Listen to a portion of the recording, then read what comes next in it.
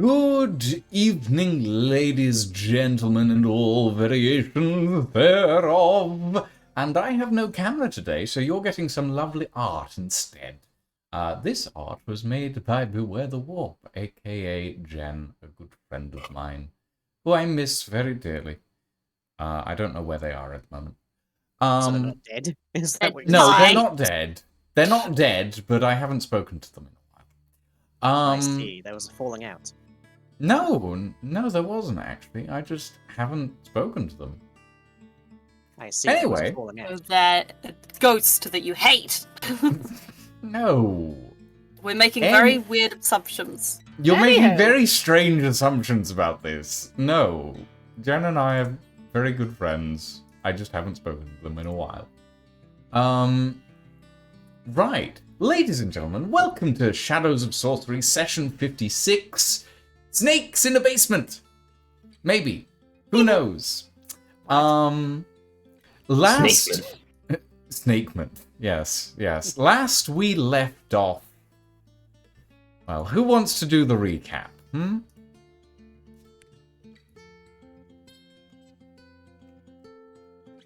Fucking disaster, isn't it? A little bit. Is it?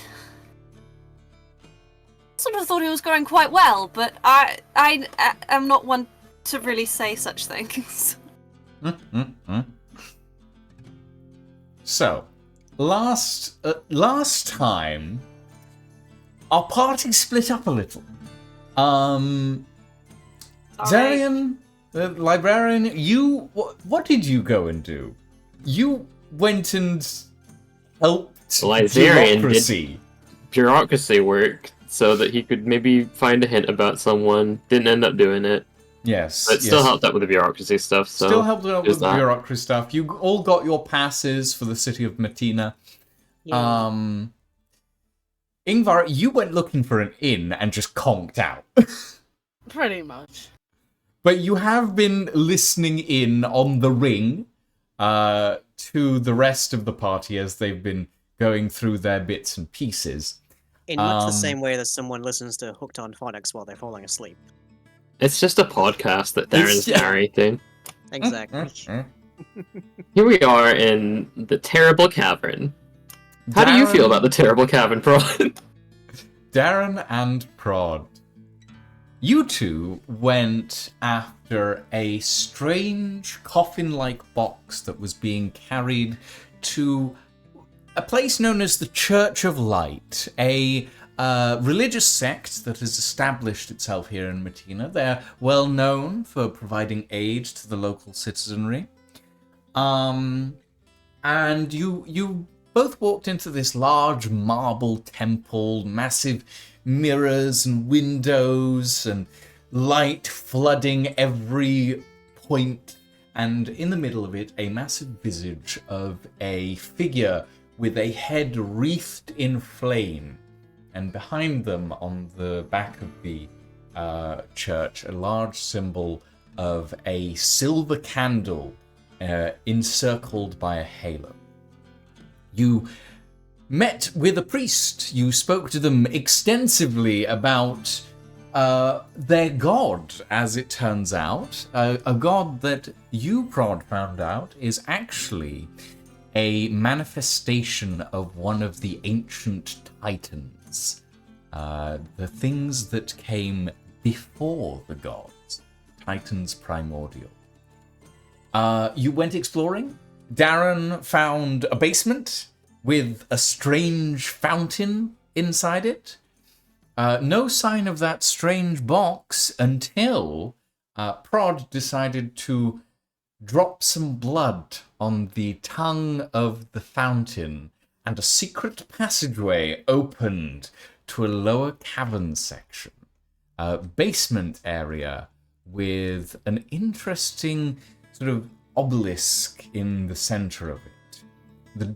The fountain closed behind you, but you did find down one passageway a room filled with ancient magical treasures that have apparently been transported here, as well as the casket of Harrow Megistus, a Templar, a paladin of the Church of I'm forgetting my own god's names now.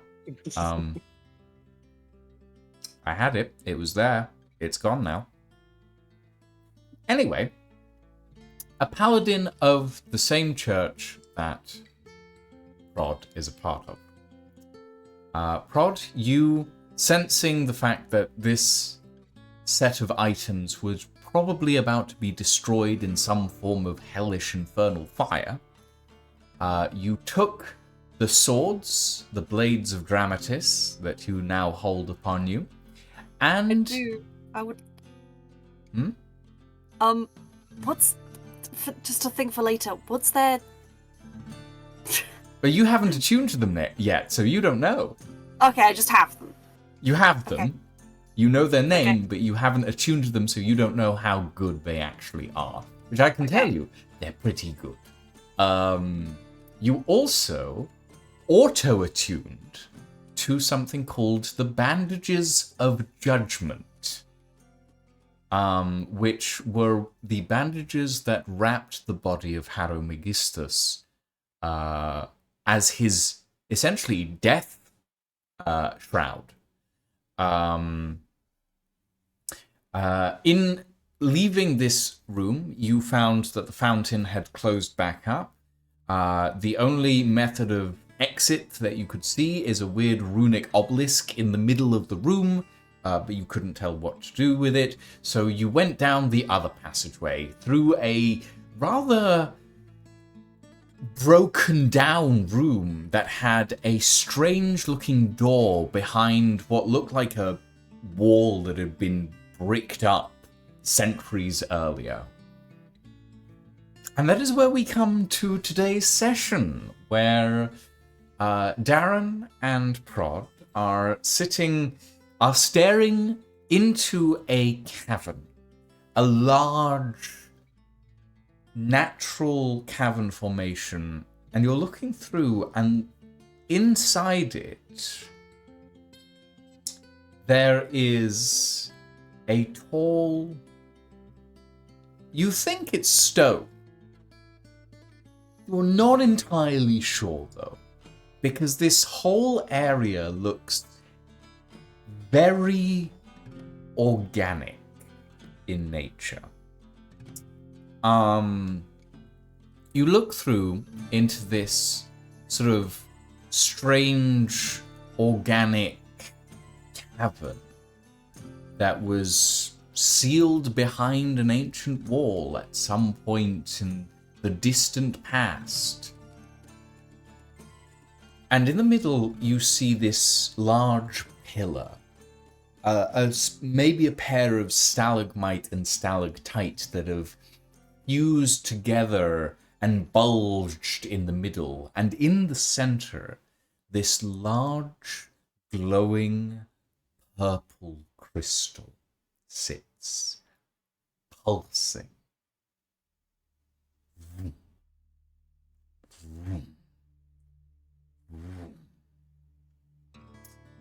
I want to touch it. This That's crystal... me. That's Prod whispering to Darren. Yeah, I know. I'm just saying. Lucian, how many more adjectives do you want to involve with the large organic cavern? This crystal is about 40 feet away from you at the moment. The crystal that bulges in the middle and is throbbing. Yes, got it. Yes, the throbbing crystal is about Oh 40 my. feet away from you, and is like suspended maybe 25 feet up. And as you guys like look through this large door that sort of flapped open, is the best way I can describe it. You look down and like the edge of the platform that you're standing on just kind of ends, and there's a good 25 to 30 foot drop. Well, that happens with age.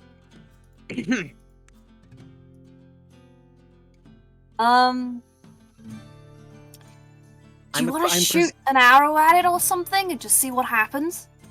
Why? What exactly? Well, the game what good design, could come- obviously. Yes. What good could come of this? Don't know. This doesn't This exactly looks look like an exit. real dodge. Can we describe it in vivid detail over the ring to our Vivid, perhaps dearest even friends? lurid detail. Sure. In Sure. lurid we can do that. detail Sure, about the you throbbing cavern? you can describe the throbbing crystal veins Inside of that strange organic cavern. Yes. in the strange That organic just cavern. schlumped Open. Dan, for the last time, can you stop making this erotic fiction as a podcast? I liked the other stuff with the adventure.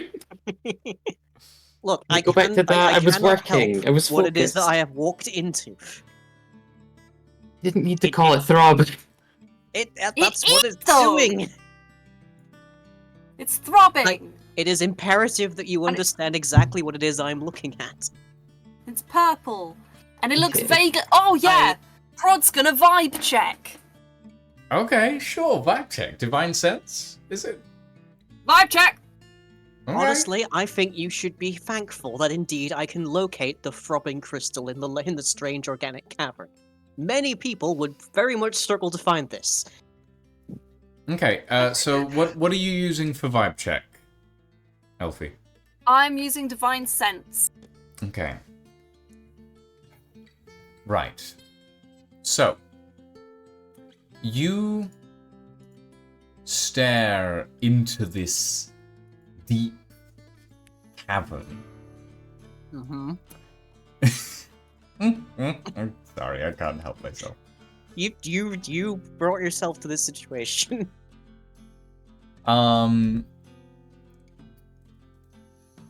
Okay, let me check divine sense real quick. I can just imagine Ingvar's just lying there wondering what the fuck these lot are going on about. Ingvar, you should see this throbbing cavern. I'd rather not, Okay. thank you very much. So, Bioluminescent. the crystal ahead of you does not emanate evil necessarily. Doesn't emanate good either. It feels like an energy source. There is no good or evil inherent to it. However, you do sense that this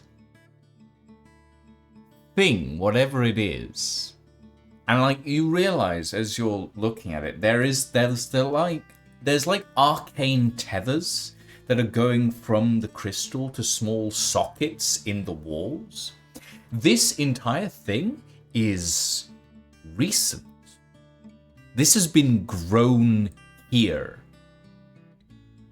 Inside an already formed cavern, whatever this organic mass is, has It's a been grower. grown. Thank you, Prodigious Maximus, for that. This whole mass has essentially been planted, and has grown into this form. So, while this isn't necessarily evil, it is powering something, and you can see that from the way the energy is sort of bouncing around the room and into these little sockets on the side. Did they just find purple uranium? Is that what they found? Oh. It's not. Okay. This place is fucking weird. Like it doesn't register as evil, it just registers as powerful. It doesn't register as sentient, basically. There is no sentience here to generate an evil or good aura. Okay. But the people who are using it are evil, so I feel like. I wonder what that Evil? They're crystal evil? was. Oh, They're cold. the Sneeple were evil. The Sneeple were definitely okay. The Sneeple evil. The Sneeple were super evil, yeah. The Sneeple, if you will, are essentially like worshipping the Titan of Flame, which is like no, one I of the remember, yeah. old god primordial titans, essentially. Like They're like before turning people the into true the gods. Sneeple. They're sneepifying people. Exactly. At the Willing sneeple. people. At the Ish. snatch. At the snurch, in the sneeple. Make the sneeple. Mm-hmm. Here's the snatch. Here's Here's the here's the snurch, here's the here's the sneeple. Open the doors and here's the steeple. I feel like I Oh, missed a that lot when takes my you back. brain was just going bare. Oh, I just realized something. I used Gaze of Two Minds on Prod before. Yeah, you can see this. I can see stuff and like use my vision if I want to, Oh right? yeah, that's you're- true. you're- You you're can staring just down- see all of this. Yeah, you are. Oh, yeah. Staring, you are fully capable of seeing. What does my the magic vision tell me? gaping orifice into the This strange. thing is. Hold on. Does your magic No. vision extend through Prod? That is a question. Yeah, because it works with casting, so I It presume works? so. Yeah. Okay. Yeah. I'll allow that. Okay. So you're looking into this cavern. This thing is a powerful arcane power source. Like this thing could probably be used to power decades of like arcane engines. It's also very likely that this thing is not necessarily stable. Like because you have that arcane vision, you're looking at this and you're like watching what the other two can't see because they can't see the magic inherent in this thing. You can see like little sparks of arcane lightning jumping off it, like very small sparks that crackle across, and you can see small cracks that have maybe not necessarily formed in the crystal, but it's grown that way. So this thing is very powerful, not necessarily stable, and roll me a Arcana check on this. Okie dokie.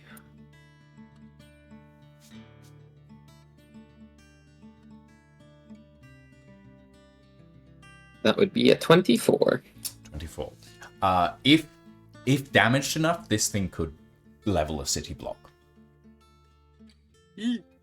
Okay, that's so my you're background. standing next to the equivalent of a very big bomb right now.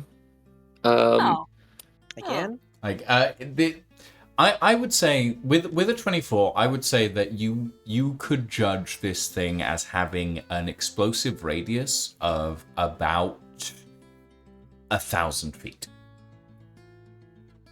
Okay, so this thing is equivalently as powerful as that dragon heart we picked up, right? Or It's that actually dragon, more the frozen powerful. heart. Slightly more, actually, because I only Slightly rolled- more powerful. Slightly more. Okay, that's not good. This so thing is basically an arcane nuke. If this handled could level a incorrectly. good portion of the city, basically. Okay, how do we shove it into a bag? Why don't we, by the way, book a place to stay on the other side of the city? How wide is the city? I have go a with other- question The for city's the about DM. 5,000 feet Oh, yeah, radius. Fine. We'd only It's take not out like Small. 2/5 of it. Yeah, Sure, let's just make sure that our librarian. tavern's on the other side of the city. That's all I'm saying. Yeah, we're good aligned, right? Librarian. So, how do teleportation circles work? Can they teleport structures as well? Or like just physical objects within the range of them? Or is it only exclusive to creatures? I presume it. Because I know they work a little bit Carry. differently in this setting. It has surely it includes carrying faster, or else you'd be there naked. Teleportation circles will teleport anything that fits within the circle itself. So anything Okay. that fits within like the diameter of the circle and up to 15 feet above it. Or anything that is attached to something that starts within the circle. Alright, what if I just draw a circle around this because I have access to it now and I draw a circle quite far outside of city limits? You could. That's definitely an option. You're not there, though. Oh, I to know. start with. I'm coming up with a plan. Maybe Yeah, we could do that instead of because we can't really like fuck with it right now. I guess. Yeah, You I can think definitely touching it- draw a magic circle around it to send it somewhere. But you would need somewhere to send it to. So you Is it evil if we use this as a nuke threat in the future? A little bit. Just Also, a tad. we are not the I- caretakers of this thing, anyways. Like, what stuff essentially happens what I all the mean time. is like magic circles act as like an address. So Yeah, so you could, draw like, just send a it magic to an circle address. to a place, and you can put down a magic circle as a permanent address. However, that takes a long time to do. Like, you can do a temporary magic circle to get the fuck out of there, but you need somewhere to send it to that is permanent or temporary and has been made within the last, 5 minutes. Yeah. So I just need, like, 2 addresses, so I can't just, like, Yeah. go, oh, draw a circle, send outside somewhere. Yeah, no, you need a send to address, basically. You can't just randomly go, send, because you have no idea where that would end. I mean, you could, but you have no idea where that would end up. I feel like there's a funny thing to try here with open Arcane Rift, use Ring of Defenestration on the tactical nuke. Where it ends up, it ends up. Oh Christ. I mean, that's not an It is, option. in fact, a terrible idea, because I could potentially, I don't know, nuke a fucking orphanage. I mean, as a note, this thing is, anchored into a pair of pillars right now. Yeah. So you'd have to get it out of there first, but... It's fine. I just do take the pillars with it. Like, how far up does the circle reach is the question. 15 feet above it, right, you said? 15 it a feet above cylinder? it, yes. Okay, that'll be fine. The crystal is suspended 30 feet in the air. Okay. Yeah. So What's we'd that? need some mortar and some bricks to build a platform around the thing. Nah, this plan is falling apart anyway. Time to nuke the Sneeple. I mean, I'm not saying what you guys can figure this out. You don't Yeah. need to do anything about Yeah, it. we. But Yeah, we're technically- looking feel like for- if we we're looking leave for an exit this- here. Yeah. I feel like, yeah, is it our Maybe we could circus? get Is it our artificers to help with monkeys? this after. Unfortunately, I'm with the monkeys. The rest of the circus is outside. Savage. Do I get any indication of what they're actually using it for? If anything, Yeah, like, why would you grow something this powerful underground if you're not doing something with it, you know? I mean, there's clearly a wall in front of us that there was recently a holding, and this may have just been here before they were on the premises. No, it looks I can definitely inform you that this is probably less than 6 months old. Oh, never mind then. Yeah. No, this has been grown under here intentionally.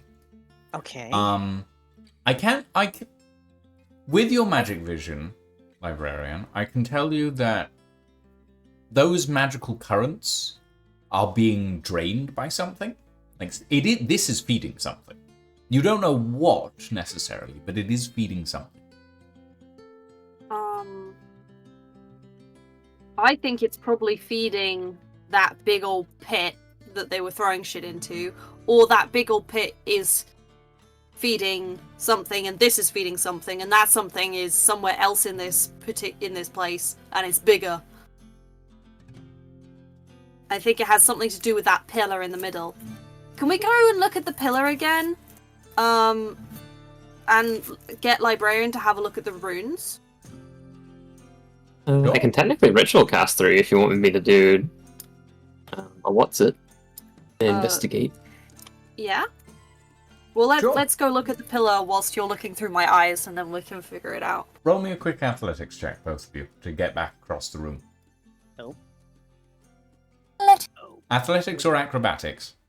Either one works. Well, acrobatics is a +2, Ding. which is better than the +0. Hip. Oh, down it goes. 19. Oh, you 15 and 19. Yeah, you both managed to hop across with basically no issue. Oh, that was way easier than the first time. Yeah. So you both Oh yeah, I forgot I can. slide back into this main sort of circular central Oh, you already chamber. moved me there. Thank you. Yep. You took me away. I stole you All right. away. Let's have a Stole gander you at away this. from the pulsing organic cavern. Librarian, what do you think? It's a rock, innit? Do I think anything? Can I ritual cast identify to see if I can identify some of the workings of this and maybe identify where it's going? Sure. You said you can ritual cast through prod, right? I can use them as a cast, basically, like a familiar. Nice. Yep, that's fine. Okay. Sure. Let's do this. This is an obelisk of locking. This item is used to lock and unlock areas of a room or chamber or building. This item is currently linked to a fountain lock. This has been another use of the identify spell. I'm shamelessly stealing that one from Brennan Lee Mulligan. I would like to, since I'm casting this through prod, can it please just be that it took control of them for a moment? Yeah, no. I just open my mouth and that comes out. Prod just took on the guise of a 19th century professor and went, "This is another use of the identify spell." I'm just imagining it's like that scene in Lilo and Stitch where Stitch becomes the speaker for a little bit, yeah.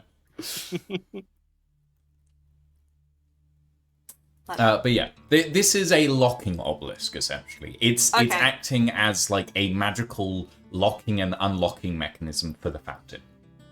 Fantastic. So I guess if we twist it or something, it'll unlock the fountain. Good stuff. What about this guy? About what? Because we had a look at the statue, statue and it didn't really mean anything to us. Can you do a history check on that or something? Yeah. Yeah, sure. Roll me a history check. Librarian is just our guy in the chair for this. Actually, no. You guys did take a look at this statue before, and I did give you some information. Yes, but that was pre-Christmas. Many things have happened in that time. Well, let me recap it then. This is a statue of the primordial titan of fire.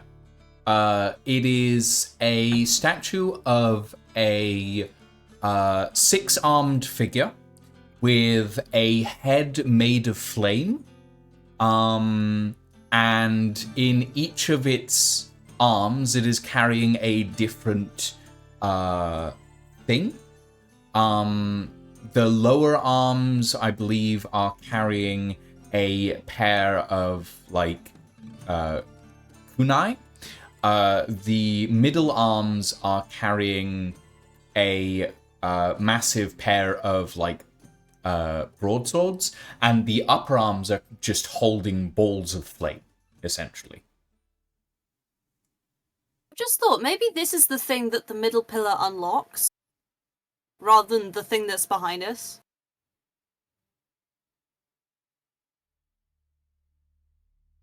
Because wasn't the pole a statue unlock? Did it say fountain unlock or statue unlock? It is currently linked to the fountain. To the fountain, okay. Is the way out we need to go, as far as we know. Yeah. Unless the statue is theoretically a quick exit. I just no. I feel like it's hiding something, but I don't know what. Statue? I mean, you guys can investigate the statue if you want. I will investigate the statue. Okay. You take a look around the statue. Well, roll me an investigation check. Yeah. Goodbye. 19. 19. You take a look around the statue.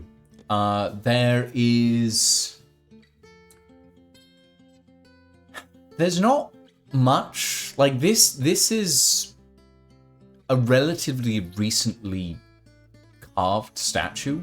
It seems like it's been carved in, like, the image of their god. You do notice that the eyes of this statue, because it's like its head is just like a flaming ball of fire, but it does have like 6 eyes that are like chiseled into this like flaming, roiling flame that's at the top. Each eye is like, each set of eyes is a different color, or it's a different type of jewel. So like, the top set of eyes are these deep red rubies. The middle set are these bright green emeralds, and the lowest set are these really deep purple amethysts. Oh, urge to recreate a Dungeon Master's Guide cover. No, I shouldn't. I should not. I totally shouldn't try and pry the jewel eyes out. I mean, you can if you'd like. No, don't tempt me, Satan. You can if you'd like. No, that didn't go well for Every single campaign I've been in where someone has tried to pry a jewel out of a statue has gone horribly it's never wrong. a good idea. It's almost like always there to desecrating other tempt through. cultures for greed, and greed alone, like fucking Victorian archaeologists, gets punished. Yeah, let's not desecrate that. I feel like that's a bad decision. I feel like we've probably already done a Also, fair bit of desecration. one thing that I will give you, Librarian, for free, since you do have some magic vision on this, there is a little bit of magic that's channeling into the statue and the magic looks similar to the one that's this type of magic that's draining out of the crystal in the other room. Okay. Are there any like runes on it or anything? Like, you remember how we had those statues that came alive before, and they had like runes to control them? Is there anything like that? They were essentially constructs that could be controlled. There are a few runes that you can see imprinted on the statue, but they're not like control runes. One of them is the rune for strength. One of them is the rune for essentially channeling, and another one is the rune for, trying to remember the word, essentially for fullness. So the runes for strength, fullness, and what, sorry? Strength, channeling, and fullness. Or, I mean, the best equivalent I could give you is that it's a rune to convey a battery. Oh boy. I'm guessing it's like, wait, is this just a fucking battery indicator? You don't know. I mean, it's... Is there anything that would, like, prop up or something when the battery... Oh, wait, yeah, this is just when it's fully charged, so they're charging it for something, presumably. Oh. And this statue, like, indicates something. Maybe this is how they transform people? Yeah. Hey, Darren, do you want another form? Pardon? You know, you're already like part dragon, part... What? Don't turn Darren into a Snurson! But they could be a Snurson! I'm good, thanks. You're already a great Reptile. Dreeple. Sorry, Jurison is the correct term. Actually. Okay.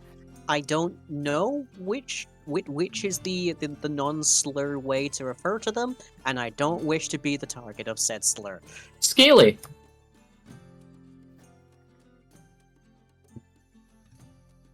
Sure. Anyways, yes, please, no scaling without consent, kindly. And I don't, Okay. for the record. Honestly, I don't fucking know. This feels like a question that I cannot answer, and I do not wish to peel the thing. You know what I mean? To peel. As an outside observer, who's putting this on in the background while I'm doing paperwork, like a YouTube video when someone's eating, I recommend you try and get the hell out of there by using the turn mechanism and leave this to the proper authorities. Yeah. I'm gonna try and interact with the pillar to try and make the thing open again. Okay. Roll me a intelligence check. Oh, honey. I cast guidance. Should I Thank make you. That does technically work because of the You're guiding holy yourself, shit. baby. I feel like maybe I should be the one rolling on intelligence since I have a 20 in it, but okay. Too late. Prod said dear. they were gonna do Plus it. So. four. However, it is in character that Prod would try something without consulting you first. Yep, certainly is. Roleplay, baby. Wait, that was 13 minus 1 plus 4. So 16. That's 16, baby! Okay. You put your hands on this obelisk, and the remaining possession of the identify spell guides you as you click a few bits and pieces into place. You watch as the whole obelisk glows with purple light for a second, and then descends into the floor. And you watch as up top on the stairs, the fountain slides back inwards. How long have you guys been here, would you say? 20, 25 minutes, maybe? 14 seconds and 600 milliseconds. 20 to 25 minutes, I would say. And one. And you watch as a startled Snurson steps back and is about to look down the steps. I run over here, away from where they can see. Would you consider this place to be in shadow? I would say that most of this place is in pretty... Like, there's quite a few shadows around here. Yeah. And I'm going to shadow step behind them, somewhere betwixt the barrels. I mean, that is not going to be possible. Because your shadow step has a limit of 60 feet. Oh, ow. Oh, I died. You're on the floor. How do I get him? DM Hold levitate the control. Palador.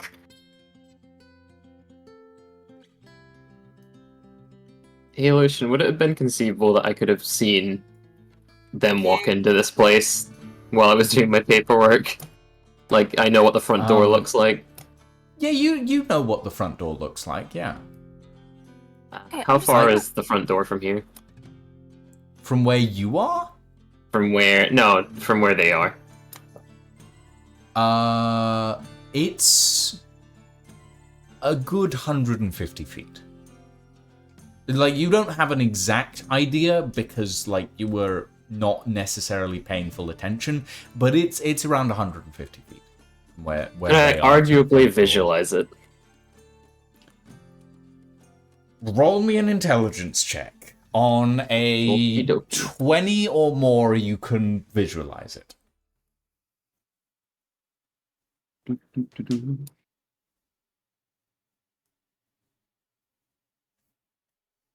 $18. It's difficult. Like, you've been doing paperwork all day, you're a little tired. That's fair. I basically got a Twitch stream on in the background to Yeah, give me an idea of exactly. it. Yeah. We're the latest Legal Eagle video. I have good taste. I only watch Lockpicking Lawyer, thank you very much. Okay, we're the latest Bernadette Banner video. How's that? Slightly better if I knew who that was. So, like, costuming YouTubes. Oh, okay. So what we could do, I talked to. What? I've just thought of the word Brennan, and I can't. Darren. And I went. Hi, it's me, your party member, Brennan Lee Mulligan. Brennan, go invisible. And when they pass us, I'm gonna go over there, behind them. Okay. So I'm hiding around the corner, and when I think they get to about like here. Wait, I'm gonna just put my guy there. When I get to about here, I'm gonna shadow step behind them. Nothing personal, Snurson. Nothing snursenal. Okay. So you guys are hiding, basically, to start Yeah. with. Okay. So roll me a stealth check, both of you. Right. Talk. Stealth check. Off I goes.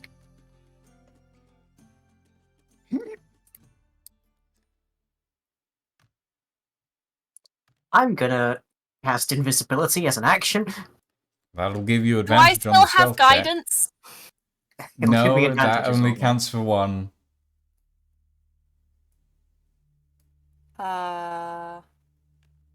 Yep. I have luck. I'm gonna re-roll that. Okay. 14. So 14 for Darren. And you're gonna re-roll your 11. Yeah. Alfie. I think I've still got some luck left. Actually, I'm gonna just quickly double check. Where do you go? Where is my luck? Do I have a thing that has luck? Well, while this is happening, Apologies. Ingvar, Huh? Hi. what have you been doing this entire time? You've arrived in a new city, you've got your credentials, and then you bugged off to find an inn. What have you been looking for? He looked for the inn. He face planted into a bed and basically hasn't moved since. Okay.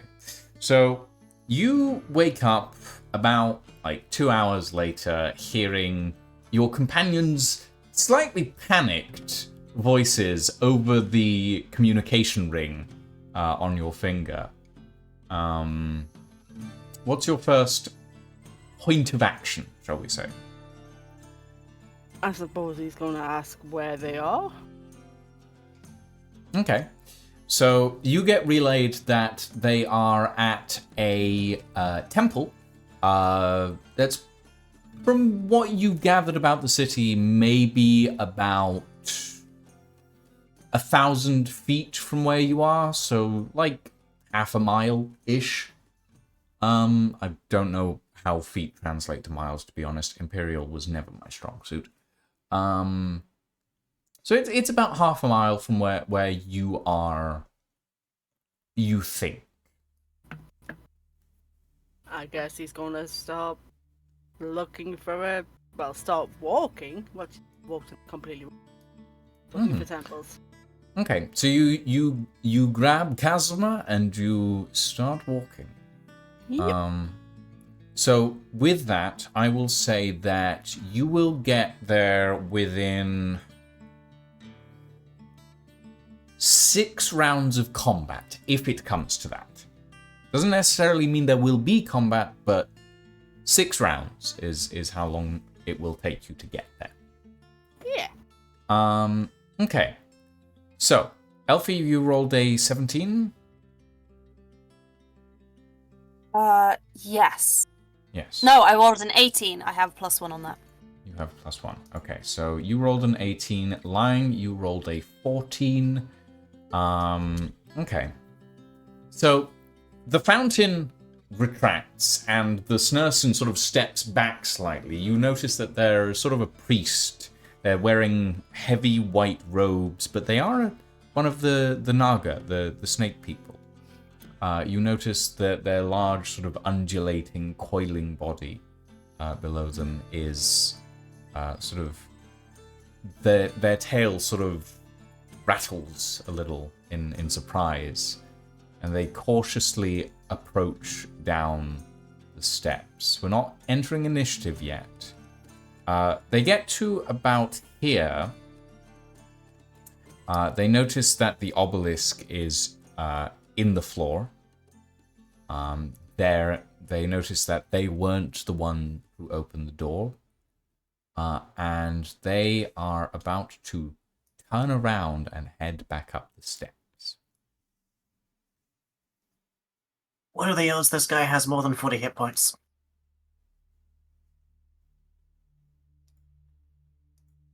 Are we gonna try and kill him?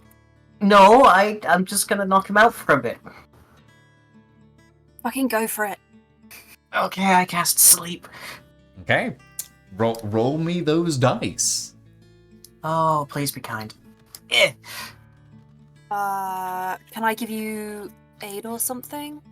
I don't think it'll affect the dice on this one. 29. 29. You On the lower extend side. your hand, Darren, towards the back of this Snursen. God, I can't. Naga! They're a Naga! Fucking hell! You extend your hand to the back of this Naga's head, and you whisper a few words, and you let the magic loose. And you watch as they start to get a little drowsy as they're climbing the stairs. And then they just about shake it off. And start looking around. Can I upcast this to third level? Or Do to you second have level, a third rather. level? Yeah, do you have a second level spell slot that you can upcast it to? Yes, I do. Okay. You can I'll be kinda try limited, again but if I you can like. try. I'm just gonna can do it, you upcast the can do whole it. thing. It's EP time for this rep guile. Eh. Oh, 37. 37. That is the total. And like you push an extra bit of magic into this, and you watch as he falls over, unconscious. Oh, He had 35 hit points. oh, Oh. oh, boy. Okay, so I could have gone that with the first one. It was just bad dice. Okay, he's not going to be out for too long. We should move. Yeah. Yeah, so he just and- kind of slips down the stairs very gently, snake-like body Like- slowly just like a coiling slinky. at the bottom of... Yeah, a little Okay. bit like a slinky. Yeah, just coils at the bottom of the steps. What I'm gonna do, as I Mhm. run up, Yep. I'm going to take the body of this Snursen. These are like bottles of mead, right? They're like barrels of like various things, yeah. I'm gonna find one of alcohol. Right. I'm gonna pop it open with my sword. Uh-huh. And I'm gonna sort of like dunk their face in it a little bit, and then I'm gonna sit Uh-huh. them by the alcohol, so it looks and like pour a bit around them, and then like if I can find a little cup or something, I'm gonna Okay. just like they got that they yeah. went down here and they got really drunk and they're confused. Roll me a performance check to see how well you can That's- set the scene. That is Prod's jam. Where's my charm? I think I've got actor, so I've actually I've got actor, so I think I've got a higher performance than this, but I have not. Not that it matters much. Not that it matters. Dirty 20. Yeah, you set the scene, you study the angle, you make sure that you have everything perfect. The Snursen, he has fucking Snursen. Naga! The Naga has his has one arm draped over the barrel. He's got a cup in his other hand. Like there's alcohol all down the front of his robes. You set the scene. He looks like he's been drinking the communal wine for like a good 30 minutes to an hour. You set that up perfectly. Yes. And like, hopefully they'll think that he fucked up and did something in there and it wasn't us. Let's go. Okay. So you two run out the stairs, up the steps to the temple itself, into sort of the marble area. Don't worry, it doesn't exist. And you start making your way out of the temple. You close the basement door behind you. You step out into these lovely, luscious gardens. There's various priests around. Roll. Prod. You are carrying a pair of ancient relics and the What? bandages of Harromagistus Under my armor? under your armor, but like that's purple and gold bandages that wrap around your neck and everything. Like they're pretty flashy. Can I So- be like sticking to the shadows, maybe? Well, I'm gonna allow you to roll a stealth check. But bear in mind, this is the Temple of Light. So there aren't much in the way of shadows. It's not very shadowy. I've still got a while on my invisibility. Before I go, Mhm. if you're still invisible, Darren, as you leave, can you make like a big invisible ruckus somewhere so all of the attention's elsewhere? Ooh, I'm a spooky ghost. Big invisible ruckus? Where Like- where do you need the ruckus? Somewhere which isn't in the exit where people Is- can see me. There's Is like a there, darkened like- shed. Is there like any like candles on like big? Is there Someone. is there like a chandelier in this area? There's being a held up by, like, a chandelier rope or in like the central cathedral. There's like 3 chandeliers in the central cathedral. Okay. Is there like a particular thing that lets the chandelier go down? There's a on couple nail? of levers that would unlock Uh-huh. the braking gears for the chandelier's systems. Yes. Okay, then I will unlock those. Okay. You And ideally go make to, my exit while they're still falling. You go to one of the walls. You saw these things when you were scouting out the temple earlier. And you pull down 2 of the levers, and you watch immediately as these ratcheting chains just fly through, and 2 of the massive chandeliers, these massive crystal and gold chandeliers, just crash to the ground. Multiple priests look over wildly. Someone starts screaming. You have advantage on your stealth roll. I just hit my elbow. I got really excited. Aw. Let's do stealth. Wee down the stairs. For fuck's sake. With advantage. That's 8.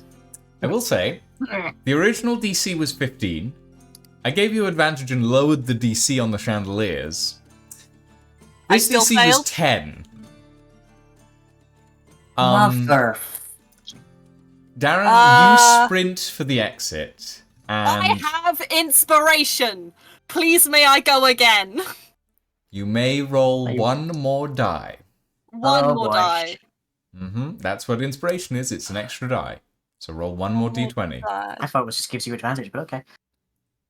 No, Uh, it's just 1 extra Well, I die. guess that works in the way that it is technically give you either way. advantage. Okay, come on. Come on. Come on. You're growing more and more bastards Oh, together. thank Yay! 19 plus... Technically dirty 20. the Technically a dirty 20. pile of dice at the bottom of these stairs.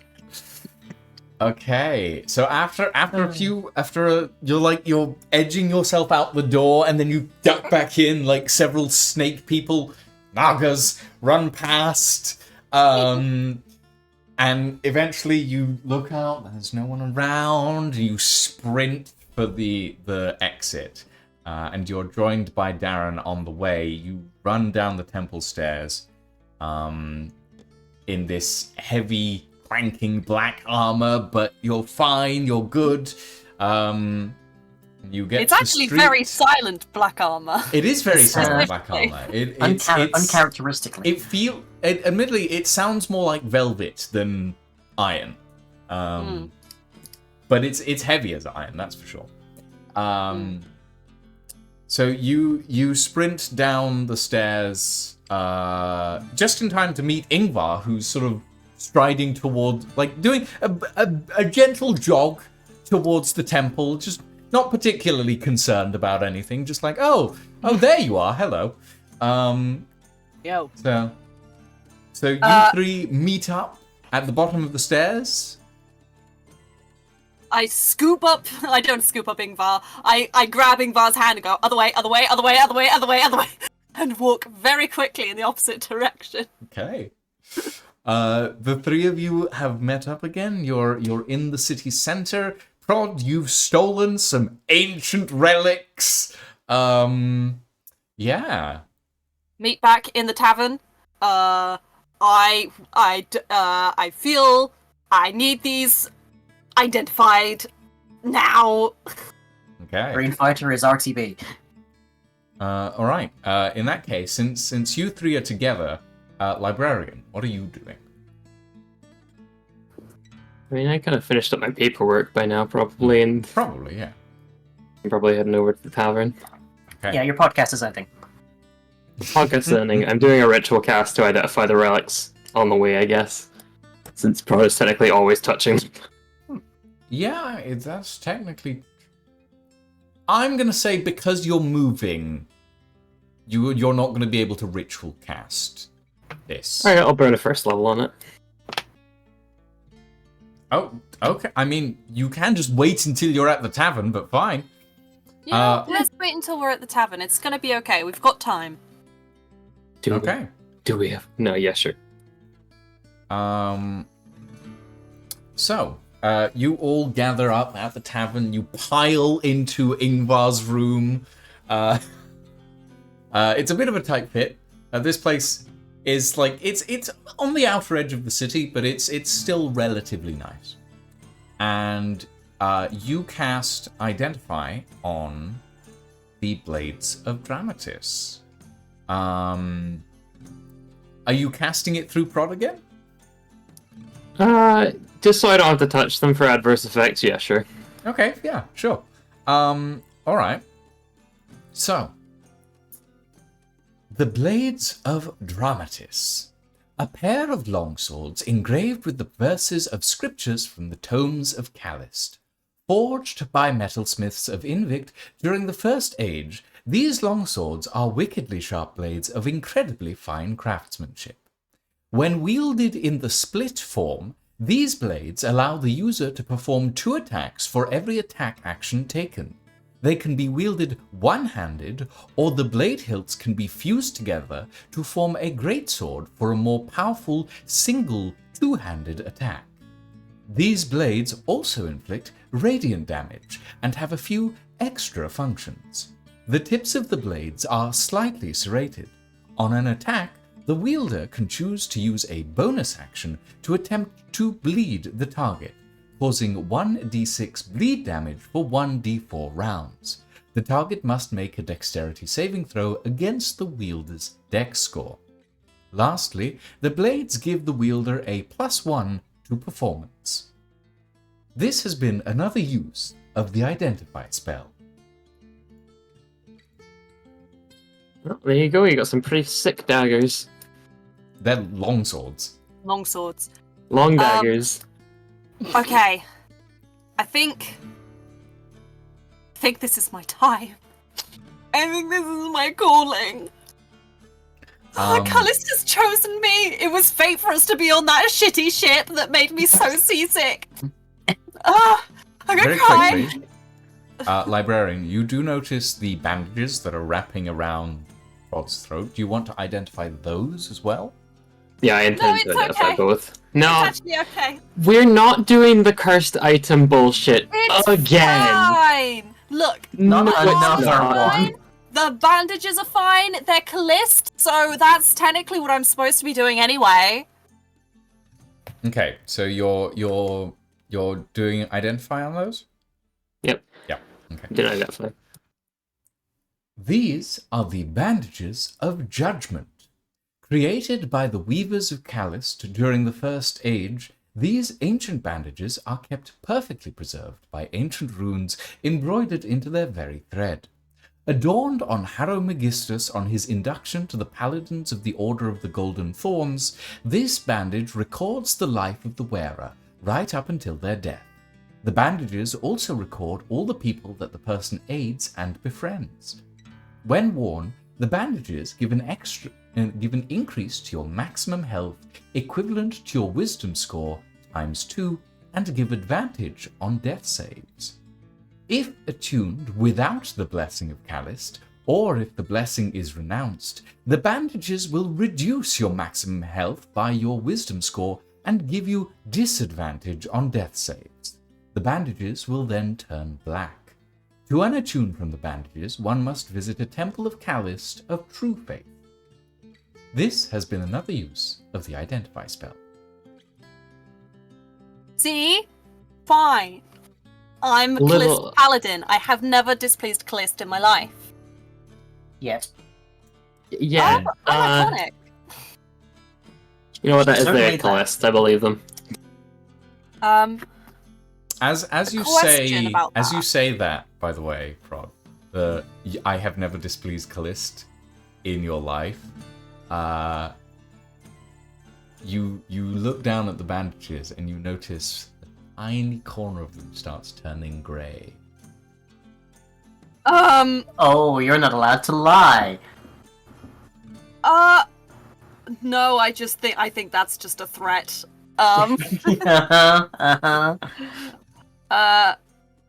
Prod usually believes what he says. Okay. Ooh. Okay. We might need to visit a Temple of Callist at some point, not for removal of these bandages, but just so I can get a bit of guidance. Also, just DM a question. It says it increases my maximum health of my wisdom times 2. So Is that 10 times 2 or 0 times 2? 10 times 2. So your maximum wisdom score, it increases your health by your wisdom score multiplied by 2. So, yeah. By 20. Yes. Fuck yeah. But if you fuck up, it'll reduce your maximum health by 10. So, you gotta be careful with them. They're a little finicky. Yeah. Okay. Prod, are you going to show the team the other thing you grabbed? What was the other thing I grabbed? The round bits of metal from the crates from the airship? Oh yeah, I got some bombs, guys. So all of you look down at what Prod is holding.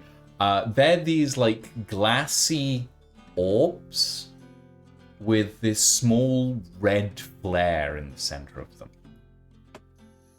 Which you, Ingvar, you recognize these. You are very familiar with these. You almost died to one of these. Oh shit. These are the things that you found in the mine all those years ago. Oh shit. Uh-oh.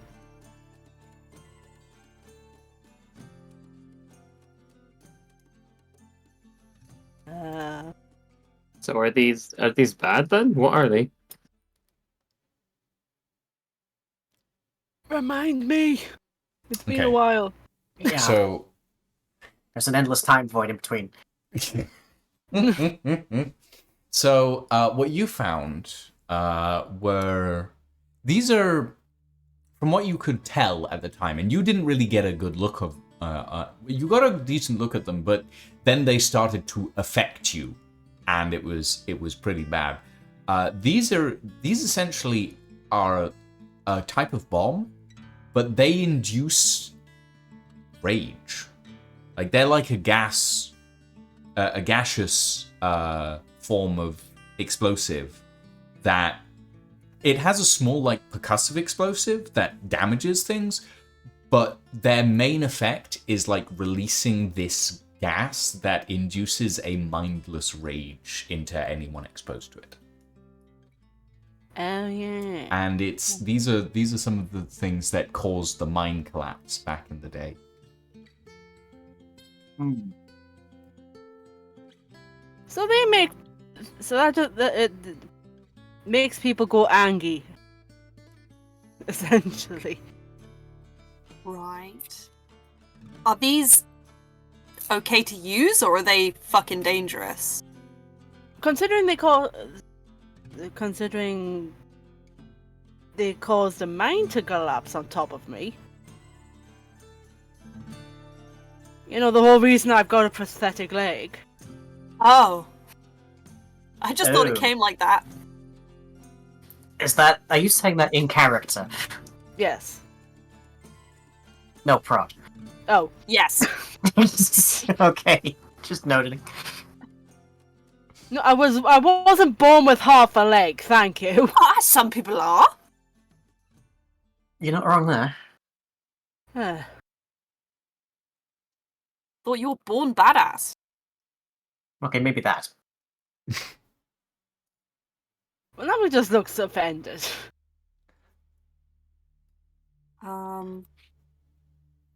Okay. So let's quickly summarize. So, in my backpack is a dragon's heart that can level a city.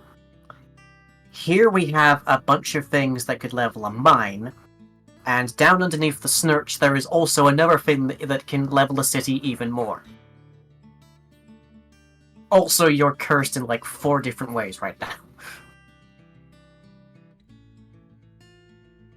Is there a point where we may actually want to contact the authorities? I said we should call the police as soon as we found the giant magic bomb. It's generally not a thing that I consider to be a reasonable solution, but maybe we need people who are actually equipped with law and whatnot. Yeah. And, you know, figures of authority, which feels dirty coming out of my mouth, but nonetheless. I feel like we're not necessarily in over our heads. I think But we're fairly over our heads. We've always been in over our heads. This is just can level a city, and I don't want that on my consciousness, please. Whatever's left of your consciousness by that point.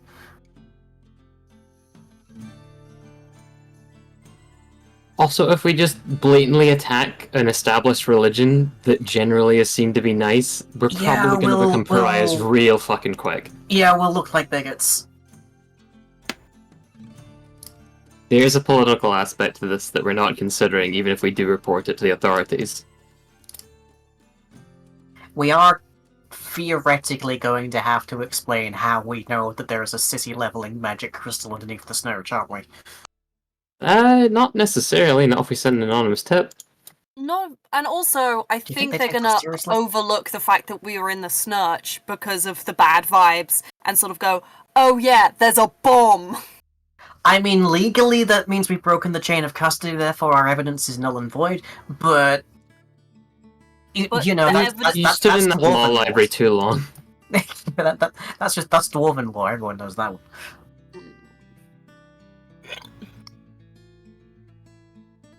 Like they can go if we give specific instructions on how to access the fountain. They don't know that we know yet, right? No. So they won't know to cover anything up. We give those instructions to the enforcers in the area. If they don't do anything about it, then we can act. Vigilante justice, though, should probably be on the last bit of like options that we have. Hmm.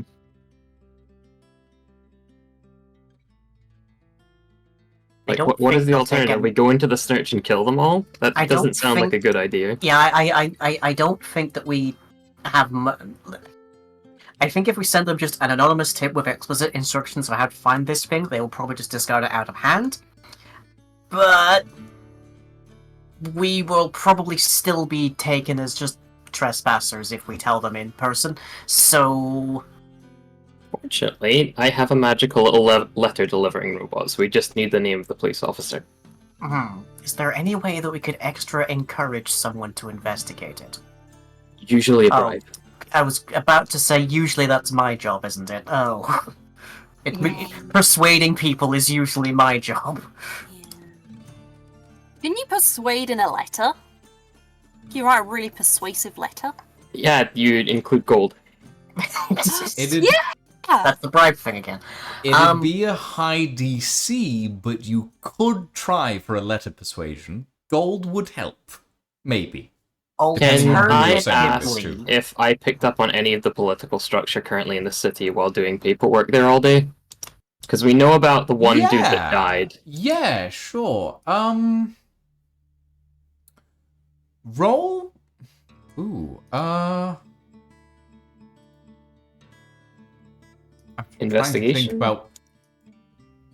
Yeah, maybe. Or what more? I think it might be more an insight thing because I'm not actively investigating for it. It's more like I would gain say insight from overhearing stuff. roll me 2 checks: a history check and an insight check. Okie dokie. My And guidance both. Depending on what you get for each of those will depend on what type of information you get.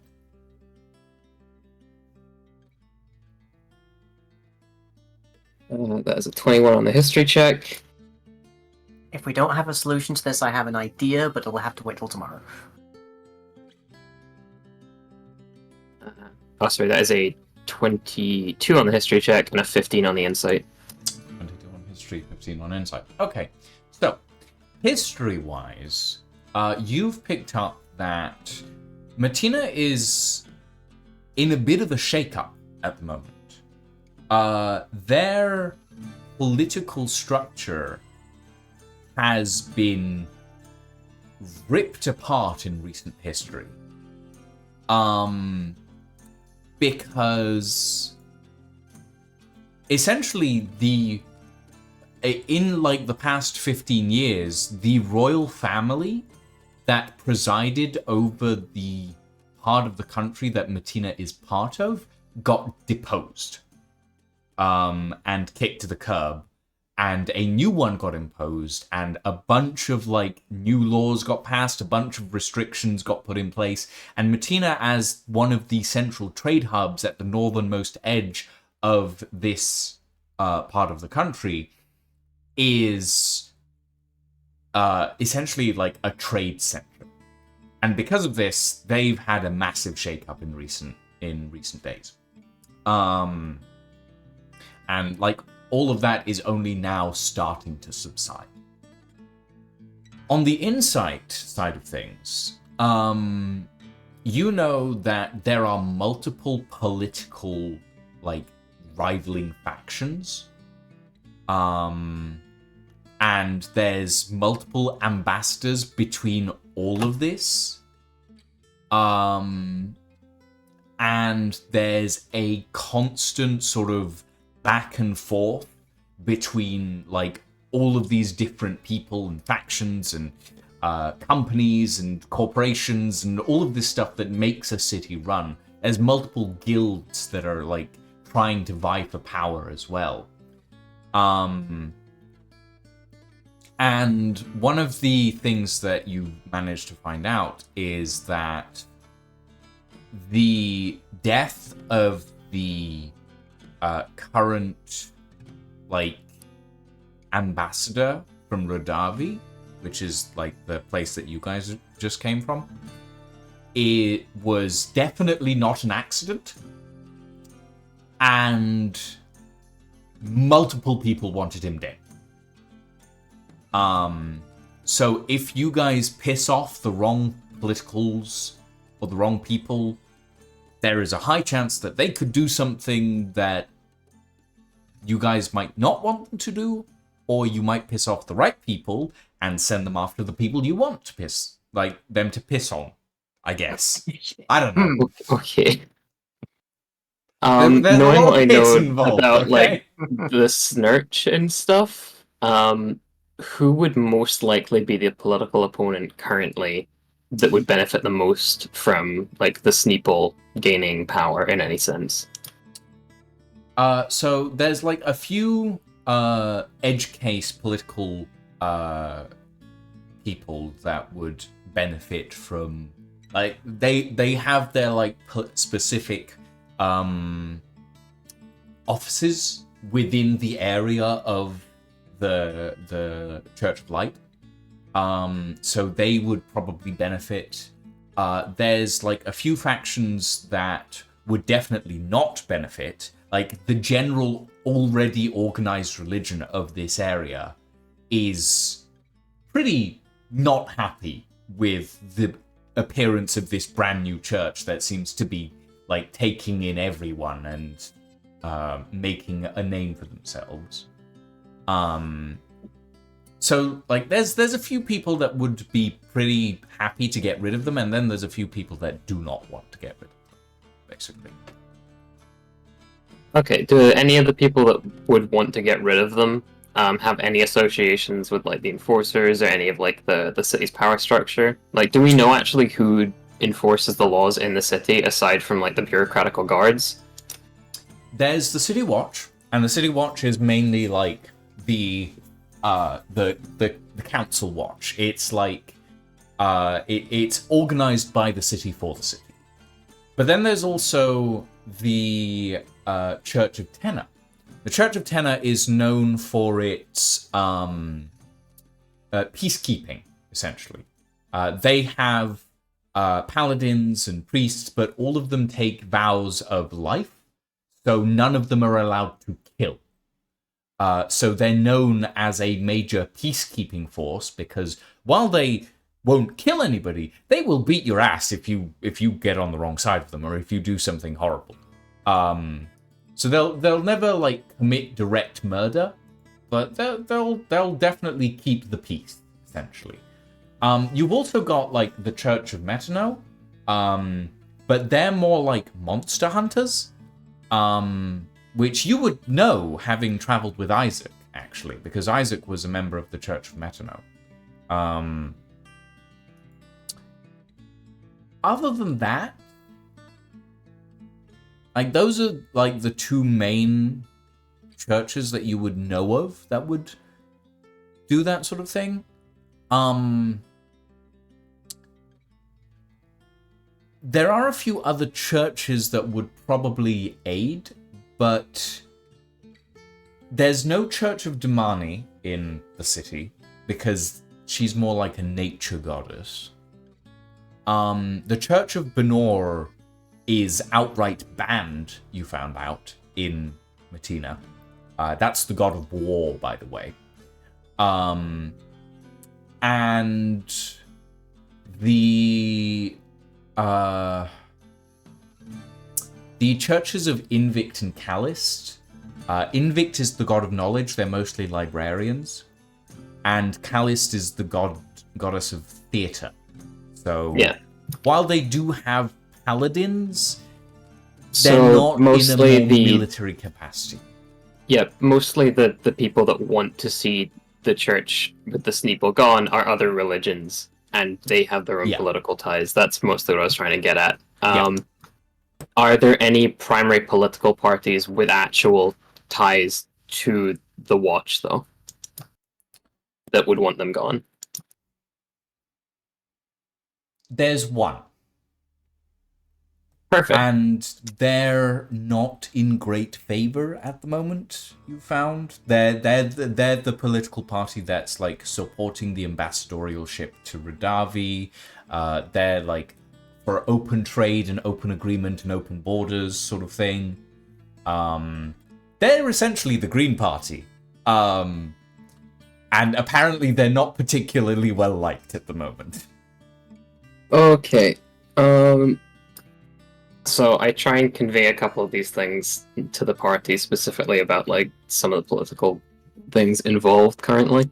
So I think we should probably make like a short list after we find out some of the main proponent names, and we can send off letters to them all. Alternatively, if we wait until tomorrow and I have a little bit of my magic juice or whatever it is back up, we can identify maybe a sergeant or someone relatively high up in the guard, and then I can put on a disguise of some description and kind of like deliver an anonymous tip, as it were, in a more persuading manner in person. which probably stands a better chance of getting the police to actually look into this. Yeah, I mean, we can do that as well. We can do that There's both, yeah. nothing saying that we can't do both and have, Sure. like, the political parties, because it just means that it's more likely that one of them takes care of it, because they're going to try... Because this is an event where they basically get good credentials with the Watch and the city in general if they uncover this. It's depending on whether or not they want to take the gamble. That's the thing, right? Yeah. And one of those people does not have good standing, which means they don't really have anything to lose, so they might end up doing it, versus the other ones which have a lot to lose if they turn out to be wrong based on an anonymous tip. So the question, therefore, is where do we want my particular talents? Because I You can could convince go people to do directly almost to the anything. Watch and avoid the politics, probably. That way we have two ways in. We have one which is vying for political rumor, and one that's going directly into the Watch, so it's something coming up from the bottom. Alright. So I'll deal with notifying the guard in a persuasive manner, and you guys will deal with figuring out how to get word to a political, underdog. Yep. One thing before you do that, just in case, because we are in a city with a magical academia kind of thing. Can I just see through your eyes for the rest of the day? My eyes? Yep. You want to see through my eyes. Yeah, just in case they're trying to do some anti-magic bullshit with your illusion. Tomorrow. Definitely do that tomorrow when I'm actually able to do the disguise. Yeah. And only for the period of time in which I'm outside of this tavern. Sure. I mean, you can break it whenever it's a willing thing. Oh, purse. Okay. So, you all head to bed for the evening.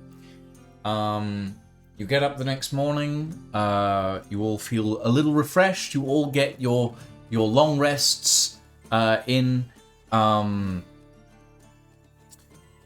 You go and you guys link up. You start seeing through Darren's eyes for the day, librarian, and we'll do two separate roles here.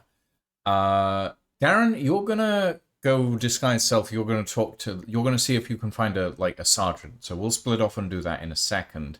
All right. Librarian, I want you to do a quick persuasion roll, just like a straight persuasion, because this is just a letter. If you want to try anything specific to gain you an advantage, you can. Just let me know. I would like to do two things. Mhm. The first is put a gold piece in, and the second one is I want to write an encoded message at the bottom of each letter. A single gold piece. Single gold piece. Okay. I mean, we have platinum. We can afford to bribe them with platinum. No, sorry, one electrum piece. And So make the electrum electrum doesn't myself. exist in this world, so you just leave nothing. That's fine. I draw a little doodle of an electrum piece. Doesn't Monopoly exist. money.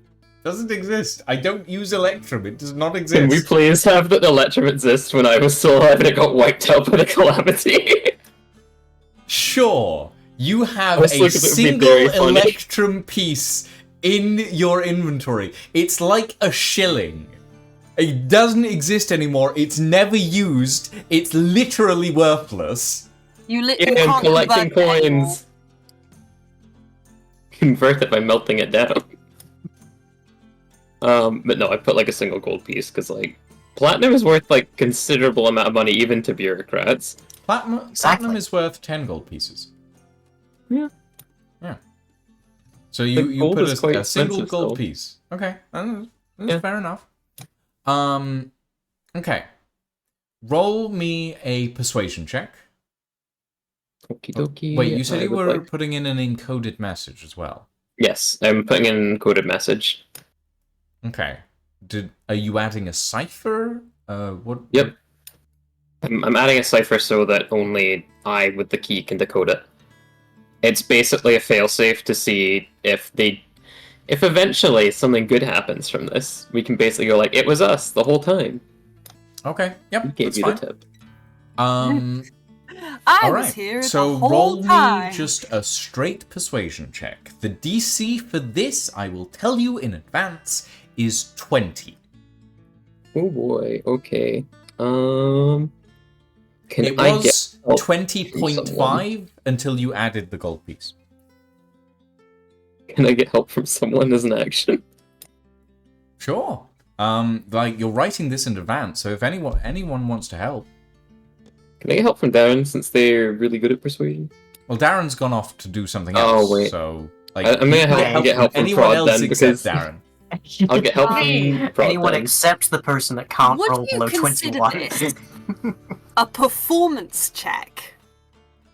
No, I would not. Or potentially a deception check? It is not a deception because you're not telling a lie. Can I just I mean, get Ingvar's writing got more fancy handwriting. You formally get from it- Prod since they're What was that, royal Ingvar? question mark? I can't Ingvar's got- read. Bah! Ingvar's got fancy handwriting. He can read, I guess. Ask Ingvar. I can't even read, darling. You don't need to read. I just need words. So Actually, no, Ingvar. Yeah, you help me. Yeah, I guess Ingvar I can need to help make us. this look more politically outstanding. Can you do like some cool shit on the side? if one of you wants to roll me a persuasion check with advantage. I Just have a like- +6 to persuasion. Don't trust the thingy-my-bob persuasion. I have a plus Oh, 2. it's on just a persuasion. flat 20. Flat Oh, 20 okay, is so you have a flat 0. plus. Oh, okay. I'll roll persuasion then, and I'll Come on. do it with advantage and plus my guidance. That made me giggle. Advantage? Both 2s. God damn it. Okay, so that is a 28. 28. Okay, not bad. You wrap up these various like letters, send them off in the little organizer carrying box that it has strapped to its little back. You send them off to be delivered to the various addresses that you know about as like political and church-related areas in the city. Darren. Yep. First things first, roll me an investigation check to find a sergeant or Okay. official of the city watch. Alright. 19. You manage to find a sergeant. He's a little on the older side. He has one good eye and one that looks like it's slowly crusting over. And he's a little pot-bellied. Looks like he's getting on in years. Balding. His uniform doesn't quite fit anymore. And he turns to you. Do you speak Matinian? Does he look decently authoritative? He has sergeant stripes. No, I do not. No, you do not. Or Oh Christ, we're in Wales. Oh god. Gone Gollygock. I have Ixladatun. Eze.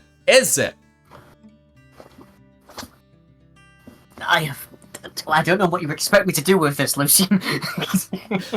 You, I love whenever you rolled Lucian's that like, oh, you don't investigation speak this check. language. It's just Okay, something I'm gonna vaguely continue weird. looking for a sergeant. I mean, that's the one you find. Like, There has to be another. Surely there's more than one. I mean, you Well, you Ask him probably if he speaks English. Or common, sorry. he does not seem to speak common. Like How are we this long into this location? And this is the first time I am learning that I don't speak a language that they do. You guys learnt this like the day you arrived. I have no memory of these things, Lucian. Well, There was one guy trying to come in that was speaking it, but all the watch spoke common. some of the watch spoke common. Like, not all of them. You like when you guys arrived, the like watch skiffs that pulled up alongside the airship, like one guy spoke a bit of broken Radavian common, but most of them spoke Matinian. How did this not come up at any point in our planning? I don't know. Hang on, You does the assume we librarian plan. speak Matinian? You always speak Matini. Roll. Do you speak Welsh? Roll me a intelligence check, librarian. And I'm not 8. going to tell you what the DC is for this. 8? guessing Just you failed straight at up 8. 8? Just 8. Oof. No, Nice. you do not speak Matinian. It is So not a we're- language you've ever heard before. So we're trying Yes, to that kinda enact makes sense. a significant socio-political plan, and not one of us considered that we don't speak the local language. Them's the break, innit? We I'm need fairly to certain the go aristocrats will to speak common. We need to go to the embassy, and they obviously, because it's the embassy, they'll have good translator, and we'll I- translate the. I don't Letter. think I can go to Letters the are gone. embassy and pick up a translator whilst I'm simultaneously disguised as a Snurson in a hood to try and wave over at the sergeant and have them translate while I'm sibilating. Yeah, you Why? basically what I'm saying is like All of the Sneeble you spoke fail. common. On your end you fail. Okay, I've got an idea. Mhm. Take something of ours that looks really dangerous, go to a town square, wave it round and say, there's a bomb in the bottom of our church and we're going to kill you all, and then run away really quickly and change back into yourself.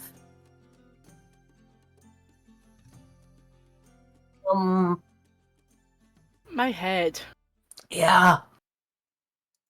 I'm not as fond of that plan, as what I'll say. Okay. I mean- what I'll say. Calling in a bomb threat is not a great way to get, assistance. But there is a bomb, so they're going to have to investigate it, and someone will be able to translate what you say, because there are enough people here who do speak our language. Oh, you And know, so you do the just- Sneeple. The Sneeple speak our language. I'm just gonna keep looking for a figure of guard authority who can speak common.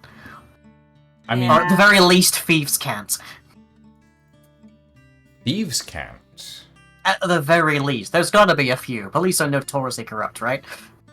Okay. Oh yeah. Sure. Yeah. Roll me an investigation check with disadvantage. Oh boy.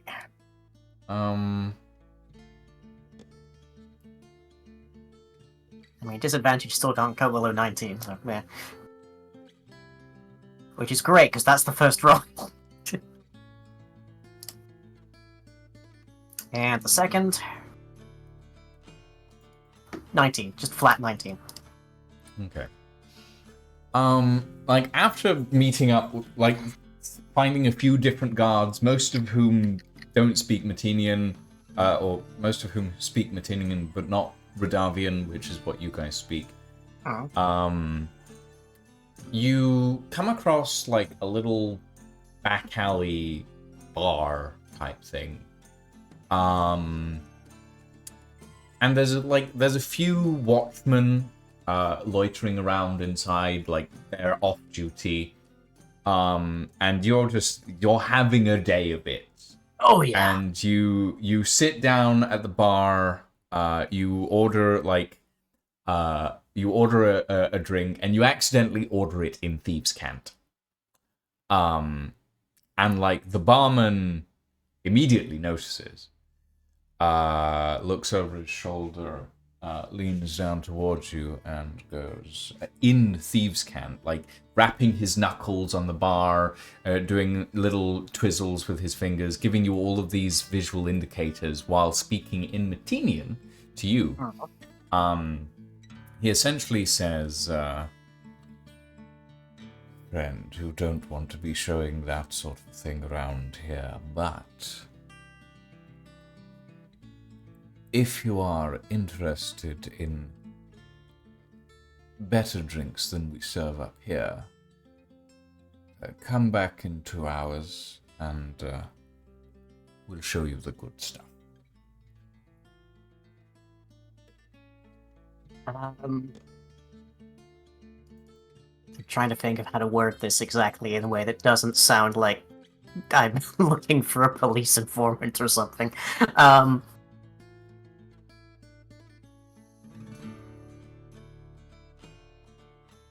Have you any badges for sale? Okay. The bartender sort of looks around the bar, and then he touches his fingers to like his bottom lip, and then sort of moves his like face towards one specific guardsman in the back, who's like, he's wearing relatively shabby armor. It looks like it's well cared for, but it's like really old at this point. He's got, and he's laid back in like a chair, sort of chatting up a couple of patrons.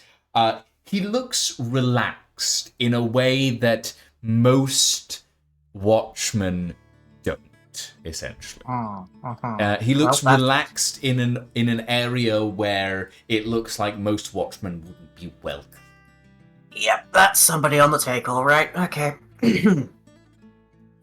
Well, I shall. Is there a seat like directly behind him, like a diner seating, or is this just like he's in the corner with people left and right? He's like at one wall, but like you could take like a seat behind him. Yeah, you could do that. Okay, I will take up my drink and I shall sniver over to the seat behind him. Okay.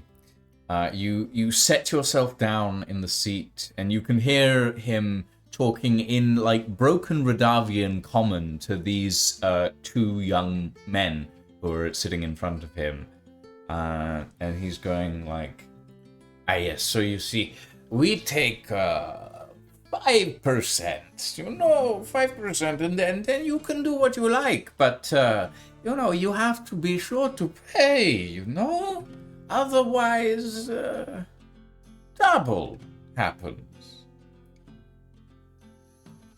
And one of the younger men sort of looks around warily and goes, it's just 5%, yes? Just 5%. And the watchman's like, yes, just 5%. I don't tell anyone, you see? And we're all good friends. And you watch as one of the others hands over a small pouch, and they get up and leave.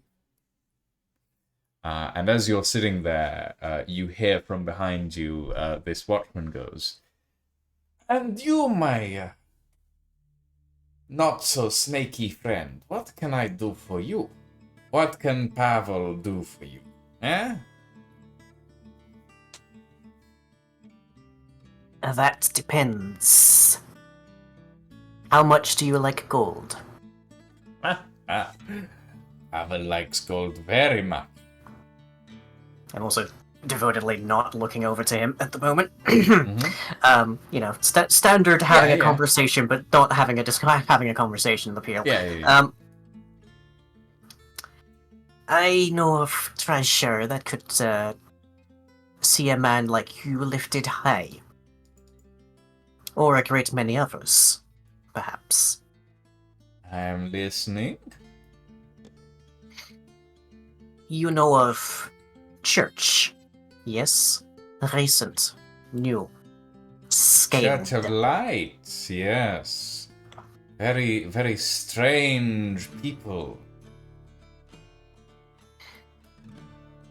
If perhaps guards were to investigate basement, mayhaps find device of great potential, and I mime an explosion.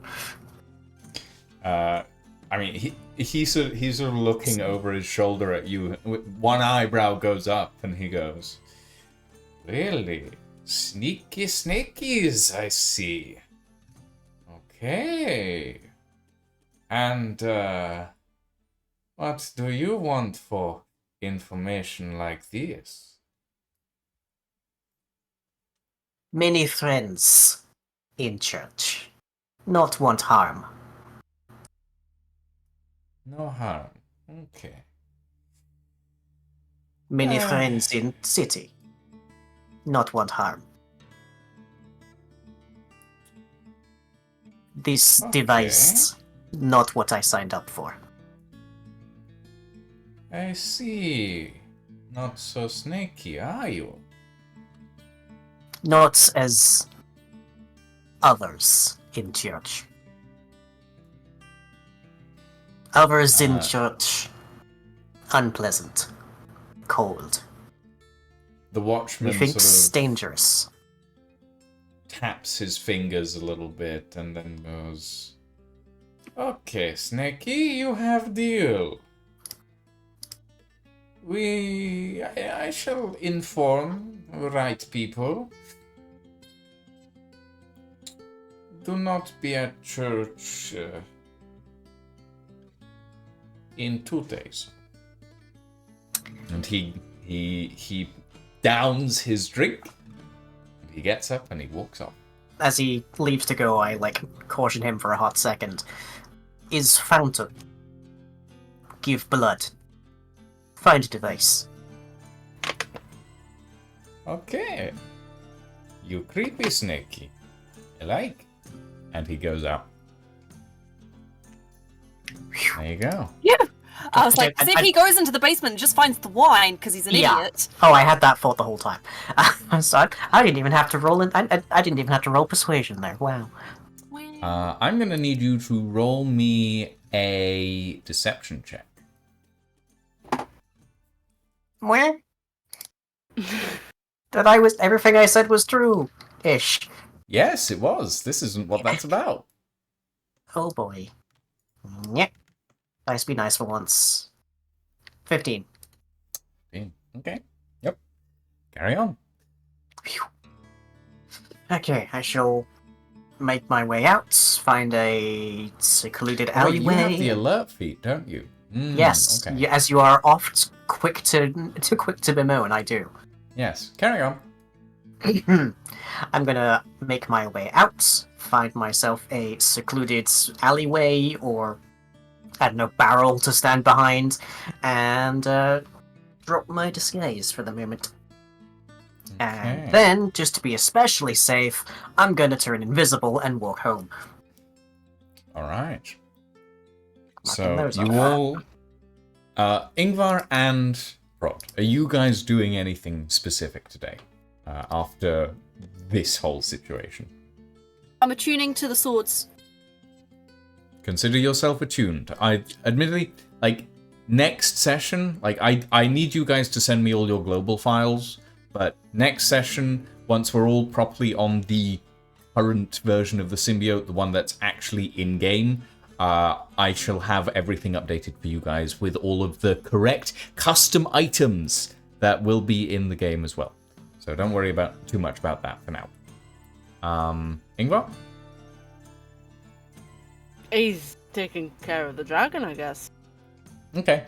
You spend the day giving Kazma a very thorough bath, which I will I will need an athletics check from you for. Oh no. You just Okay. what? Plus So- 4, so that's 21. 21. Okay. It takes a little while, but eventually you manage to get Kazuma in the tub, and it is like trying to get a cat, a very, very large cat in the tub. Like he's spread-eagled out over the tub, his claws on each edge, just like, no, absolutely not. I will not go in the water. It is not happening. But you do eventually manage to like get him into like this wooden tub, and admittedly, it has like massive scratches down the inside now. But you do manage it.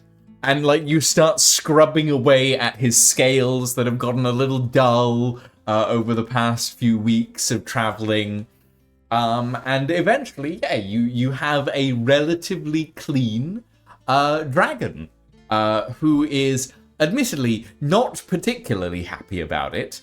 But, you know, it's better than the slow, like, festering stench that was following you around for, like, most of the week.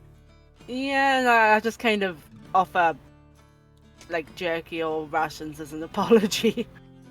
He snaps it up, but he's like, it's like that expression of like, I accept this, but you're not forgiven yet. Yeah, that's fair. TMA. So yeah. So you all convene back at the inn, the tavern. Do you guys want to like just spend a few days walking around the city, figuring things out, seeing what'll happen, and we can skip to the consequences? Or Suppose we'll have to. you don't I mean, have didn't to. we- You can- Didn't we come here chasing down a lead for Darren first and foremost? Let me check my notes. So I don't have my notes on this screen. Okay, let me open my notes and see if I remember. Like, we picked up the Sneeple arc, but we came here for another reason. Yes, we are looking for Shakar Alfin. Mm-hmm. So yeah, if you guys want to go off looking for this person, you can. You have time before all of this kicks off. So Alright, I will investigate some leads. okay, roll me an investigation check. You can get assistance from someone in the party if you like. If you guys are gonna go and look. I mean, I'm just a little dwarf. I can't possibly do any kind of like high rolls on investigation. Come with you in case you need to hit something. There we go. And that's it. I'm just gonna follow around Darren, just like a little puppy, Okay. Alright. clanking away. Oh, but also I'm going to, if I can, find like a little gay scarf and wrap that around my neck so it covers the bandages. And anywhere that the bandages are visible, I'm gonna like wrap over. I'm gonna try and cover them politely. And also the swords on my back, I'm gonna cover with my robe, my cape. Okay, I mean, you don't necessarily need to now that you're like out of the Yes, but in case they're out and about. snurch.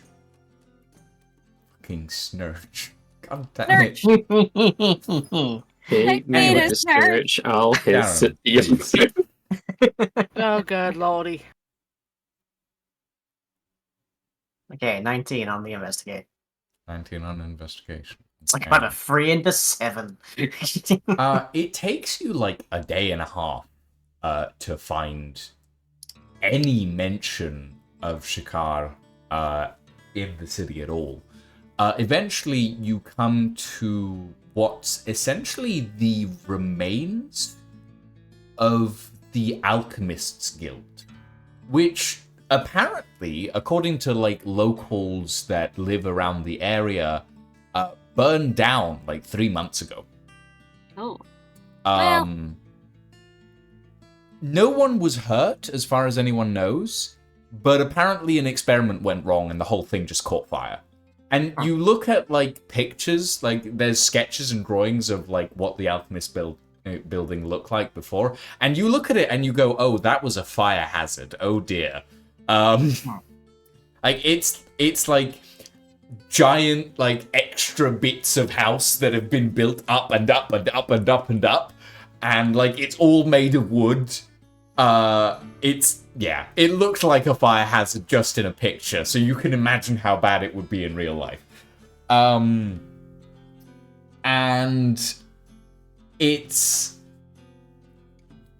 there's a lot of bits and pieces of, like, oh, this person went here, this person vanished off into the countryside, but nobody can really tell you all that much about Shakar. Until, like, the second day of, like, looking around and investigating and talking to people, you eventually meet this older woman who's sitting on her porch. She's knitting.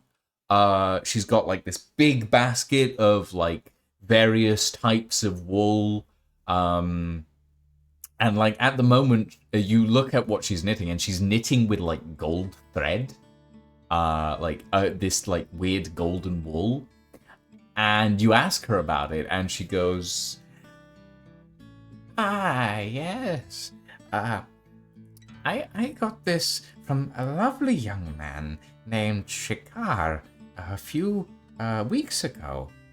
He said that he was growing sheep that have golden wool, which sounds amazing to me, you know? It's very interesting. And you can see that she's making this scarf that has just all of this golden wool woven throughout it. Or knitted throughout it, rather. Does she maybe know where he could be found now, or did I just blank that out? No, she didn't say. I mean, you are in the middle of a conversation right now, basically. Right. Do you happen to know what became of them? I saw them in the Market Square about a week ago. I think they said they were packing up shop and heading out of town. But Did they leave any kind of forwarding address? Any notion of where they're going? They said something about heading south, maybe to the capital. I don't know. I haven't left Medina in 25 years. Oh.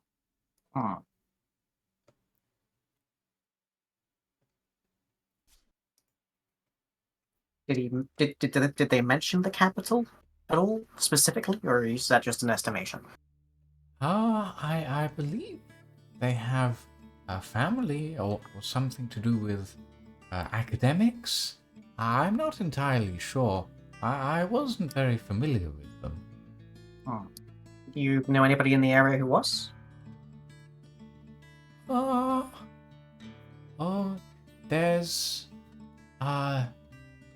There's a young lady who has a market stall that was right by Shikar's sort of little alchemy stall. She might know something. Alchemy stall in the market. Thank you. I'll be sure to give that a look.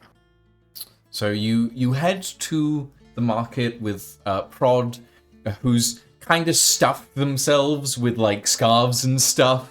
All the joints in their armor where the bandages would show. They look a little bit, like, ballooned at the moment, so it's a bit odd. Prod, you look like you just graduated from a second-rate clown college.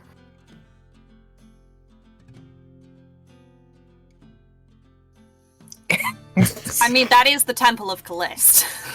It's not even a first-rate clown college. Well, we mostly produce actors and theatrical stuff, so we're quite shit clowns, but very good actors. Talking of which, once we've finished following this particular path, would we mind going to a Temple of Callist? If we can find one. Thank you. There is one in the city. You guys know Yay. that much. Oh, good. Okay, But only so once we finish this trail. Mhm. you head to the market square area, and it's this bustling bazaar essentially. Like there's tons of different like tents and stalls, and there's people yelling about merchandise. There's goats being driven through the middle of the square, and the goats are eating people's merchandise. There's one guy who's yelling at the guy who owns the goats about how his goats should get fucked, etc., etc., etc. My God, I remember a Rancid Orange warning us of this.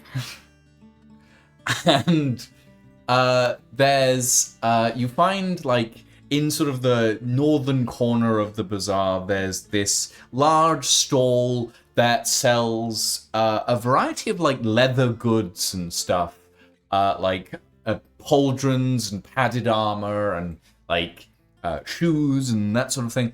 And this young woman, maybe in her like late 20s, I'd say, human, sort of, she's like, she's working, she's wearing this heavy leather apron, she's working over what looks like a sort of an anvil type thing, but like with like a leather press and like hammering like little brass rings into like pieces of leather. And she looks up, she wipes some sweat off her brow, and she goes, "Ah, foreigners! Hello, foreigners, what can I do for you? Tell me. Not exactly the way I usually like to be referred to. Well, you're not from around here, are you? I didn't say it was inaccurate. And I then, can't believe we've discovered the UK border control. please, what can I do for you? Huh? We're looking for information on Shakar Alfanay. I heard tell you were Shakar? familiar with him? Yes, he owned that stall over there. And she points to essentially what is just a blackened, charred piece of wall. Right. I did hear there had been something of a fire issue. Yes. Shikara is the alchemist, I think you called them. These little unlucky. His open flames do not associate well with him, I guess. Do you happen to know where I might find him now? I can see his stall is empty. Yes, obviously. To put it mildly. I think he went back to his home. Is a little town about... Why you ask? I was pointed his way by a fairly well-respected academic. Academic? Yes, from the Arcane University in Farrenholm. I see.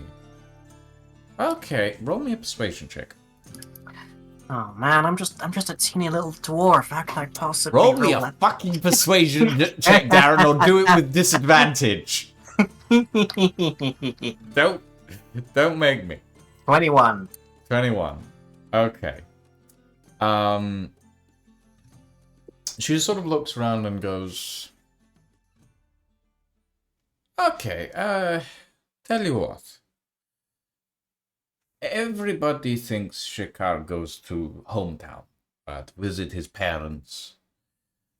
Shikar did not actually go to hometown. He's, how do you say, hiding out?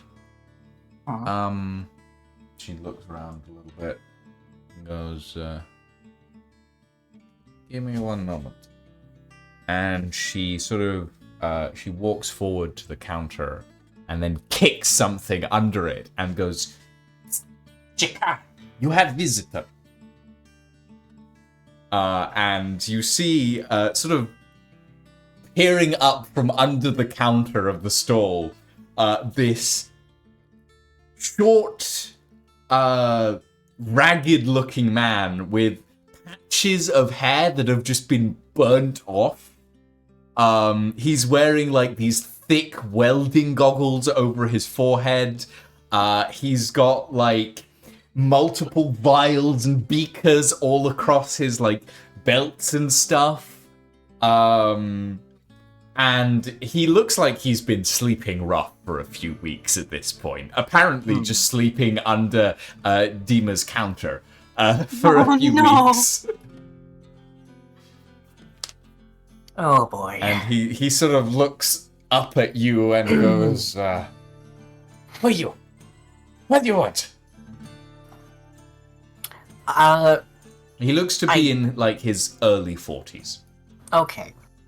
Human or?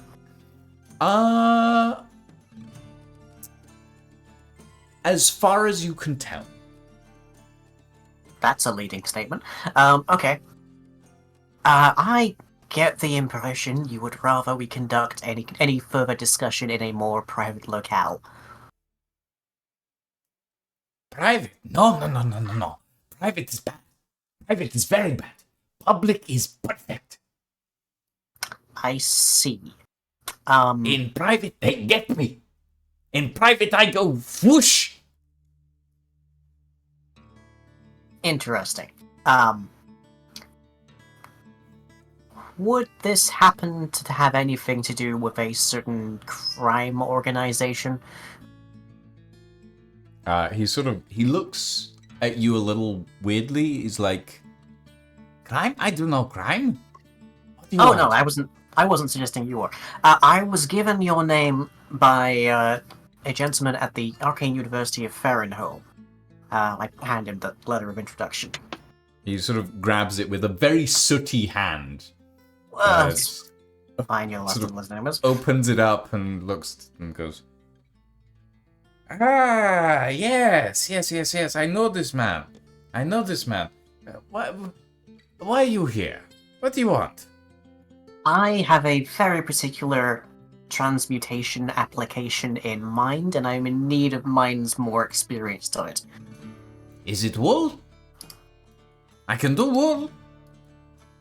I wave my hand and go scaly mode and just go something a bit more complex than wool.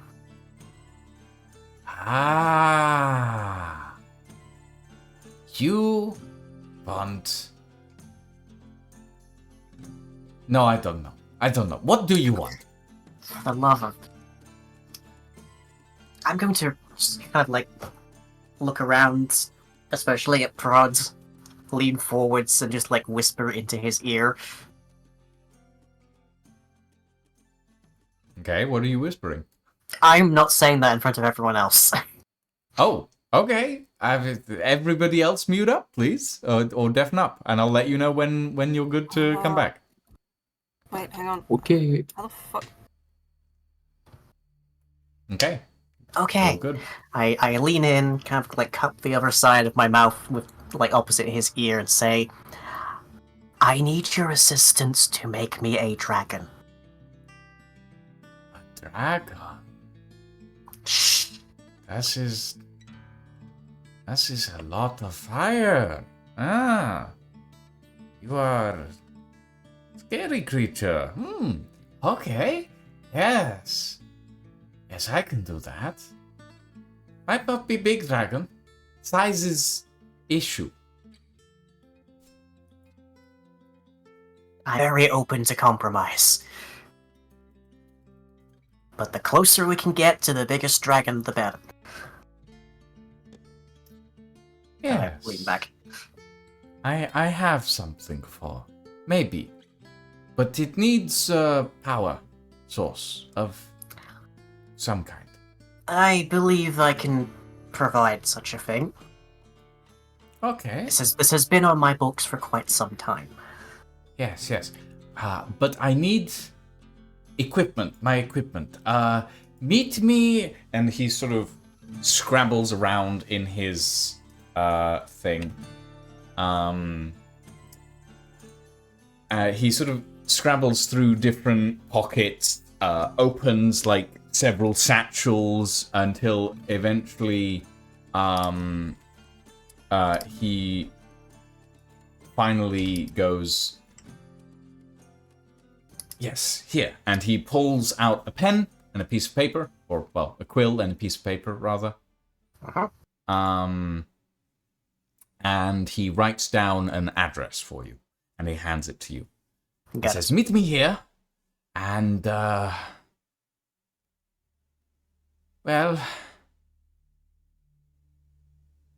don't bring anything flammable, he says. And then he ducks back below the counter. Okay, right. Yep. Well, this was the last one on my list. I suppose I shouldn't be too surprised. Right, hello! Somebody tell Elfie that we're back. I have. Next Twice. question. Somebody undeafen Elfie. I Yeah, 'cause can't. They've Elfie deafened Isn't themselves. even looking at. Oh, well, looking at us at the that's awkward. Maybe we should just server deafen in the future to prevent this. Yeah, I might do that. Yeah. Because I didn't even get the notification in the VC chat for some reason. There we go. There we go. Okay, all done. I have an address. Ah. Jesus. Okay. Oh great, where are they? Well, they were below someone's leatherworking stool counter. Yeah. Okay. So in the meantime, Ingvar and the librarian, what are you two doing while? And we'll get to Prod in a moment. But what are you two doing while all this happens?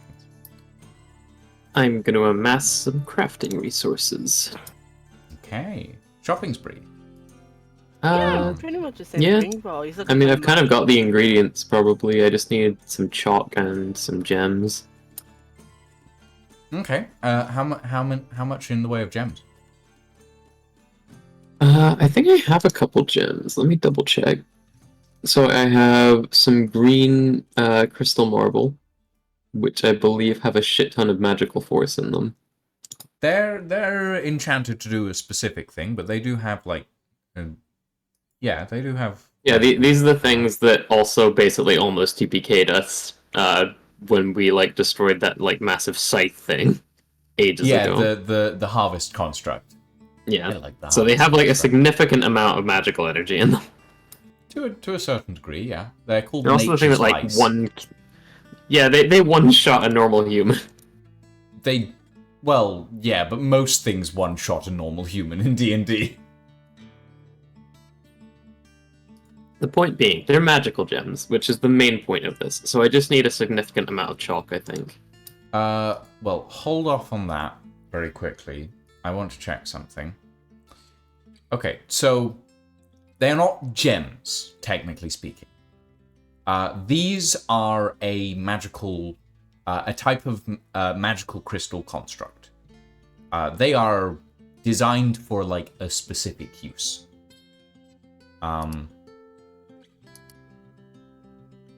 But I will say that they could be used as like a magical power source. There might be side effects. I'll let you know that.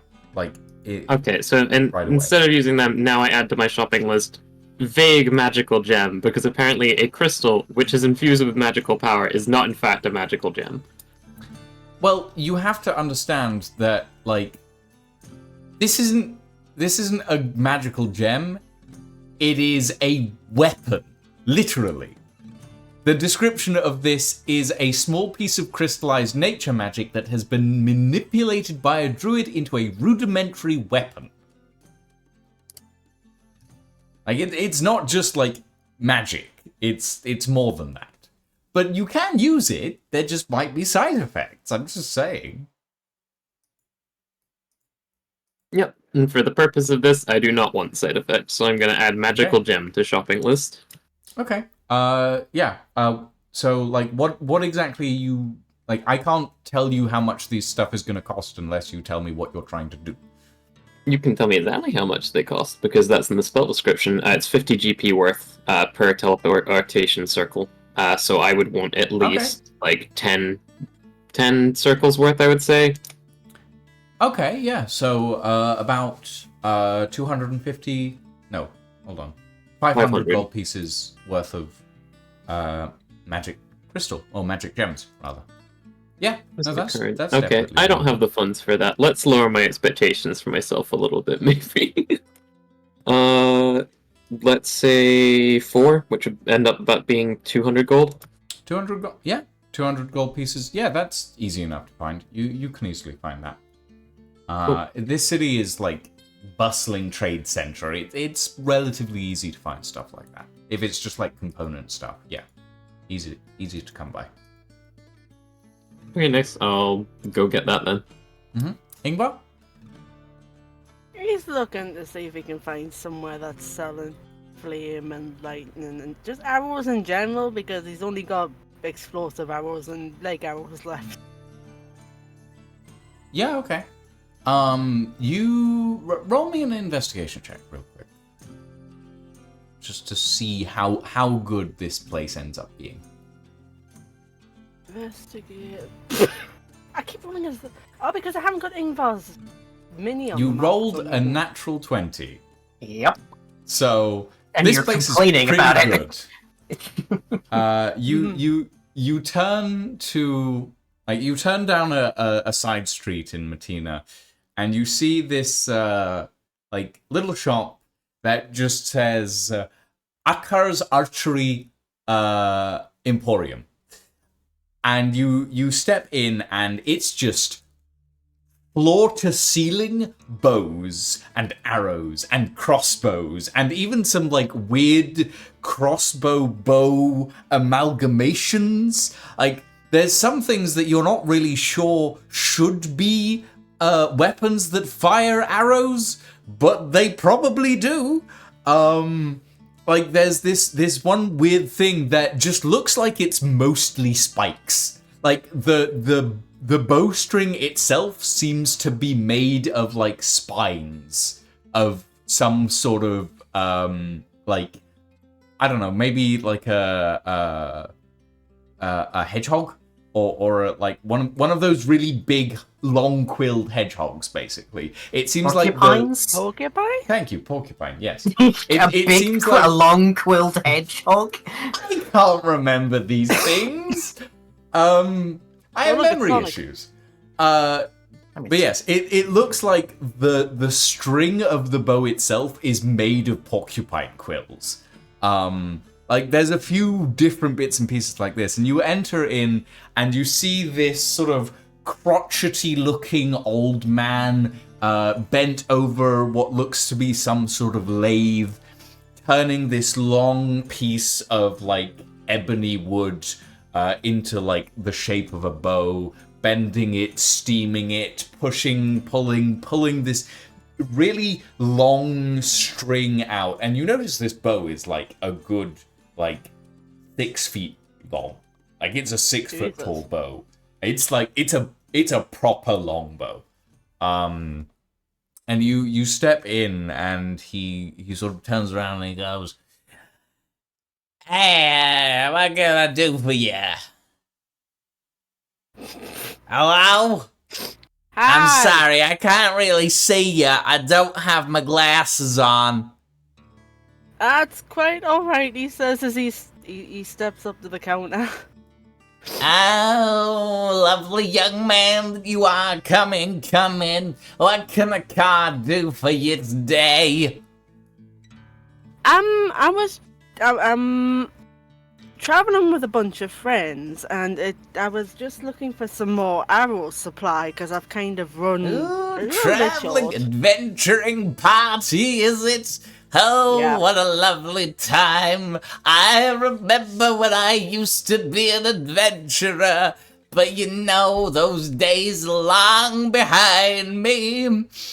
I took an arrow to the spine at 92, and it's never been the same. But you don't want to hear an old man's stories. I tell you what. I can furnish you some arrows. I got something fresh this morning, actually. And he pulls out this basket of like assorted arrows, and slaps 6 of them down on the counter, and they're these weird, like they look like they're made of like bluish wood, and you notice that the tips are like ice, but like it's not melting in the heat. These arrows are like perfectly preserved. And he turns to you and goes, "These lovely beauties, these are freezing arrows. I used to use these when I was younger than you are now. Oh, I love them. They turn your enemies cold. Freeze them right in their tracks. I love it. I love it. It's wonderful." And then he pulls out another set of arrows and goes, "Now these beauties, these are lovely. I couldn't wait to use them the first time I got them. These arrows are void arrows. They generate a miniature black hole whenever you shoot them. So they go 3 times faster than any other arrow and 6 times the distance. And when they hit, they suck the target into it, and he disappears in a very gory display of blood. It's beautiful. I've only got 2 of these." And then he pulls another set of arrows out, puts them down on the counter and goes, "And these are very fun. These are laughing arrows." And he sort of pokes one, and you notice that the front is just like this small pouch of gas. And he says, "When you fire these at a target, if they hit, that target is incapacitated by laughter for, I don't remember how long. It's been a while since I used them, but they're great at parties." Yeah. Nice. I don't know where this accent is going, by the way. I have no idea.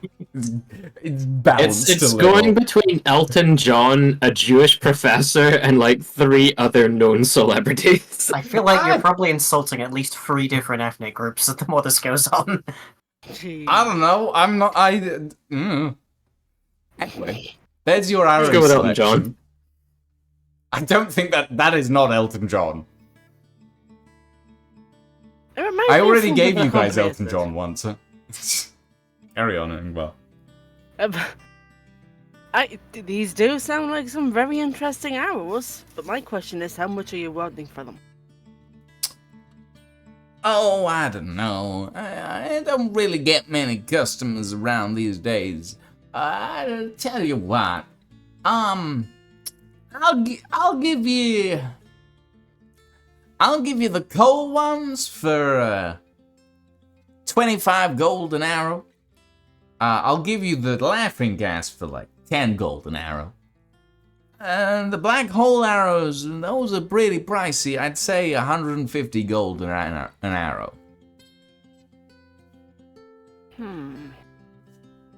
So there's 6 freezing arrows, there's 2 black hole arrows, and there's 5 laughing gas arrows. I believe the black. What? Where the fuck did that accent come from? I'm moving betting you. Good grief! I believe the black hole arrows might be a little bit out of the price range, but I am very interested in those freezing arrows of yours. I'd be delighted.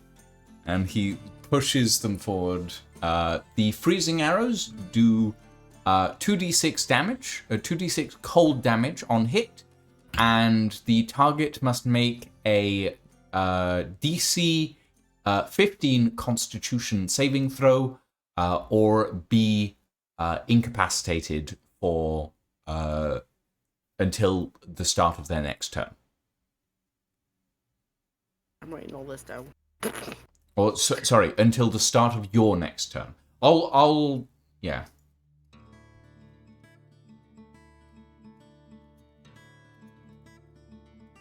Yeah, I'll take. It was 25. That's 25. Oh god, there's big pencils, holes, and everything.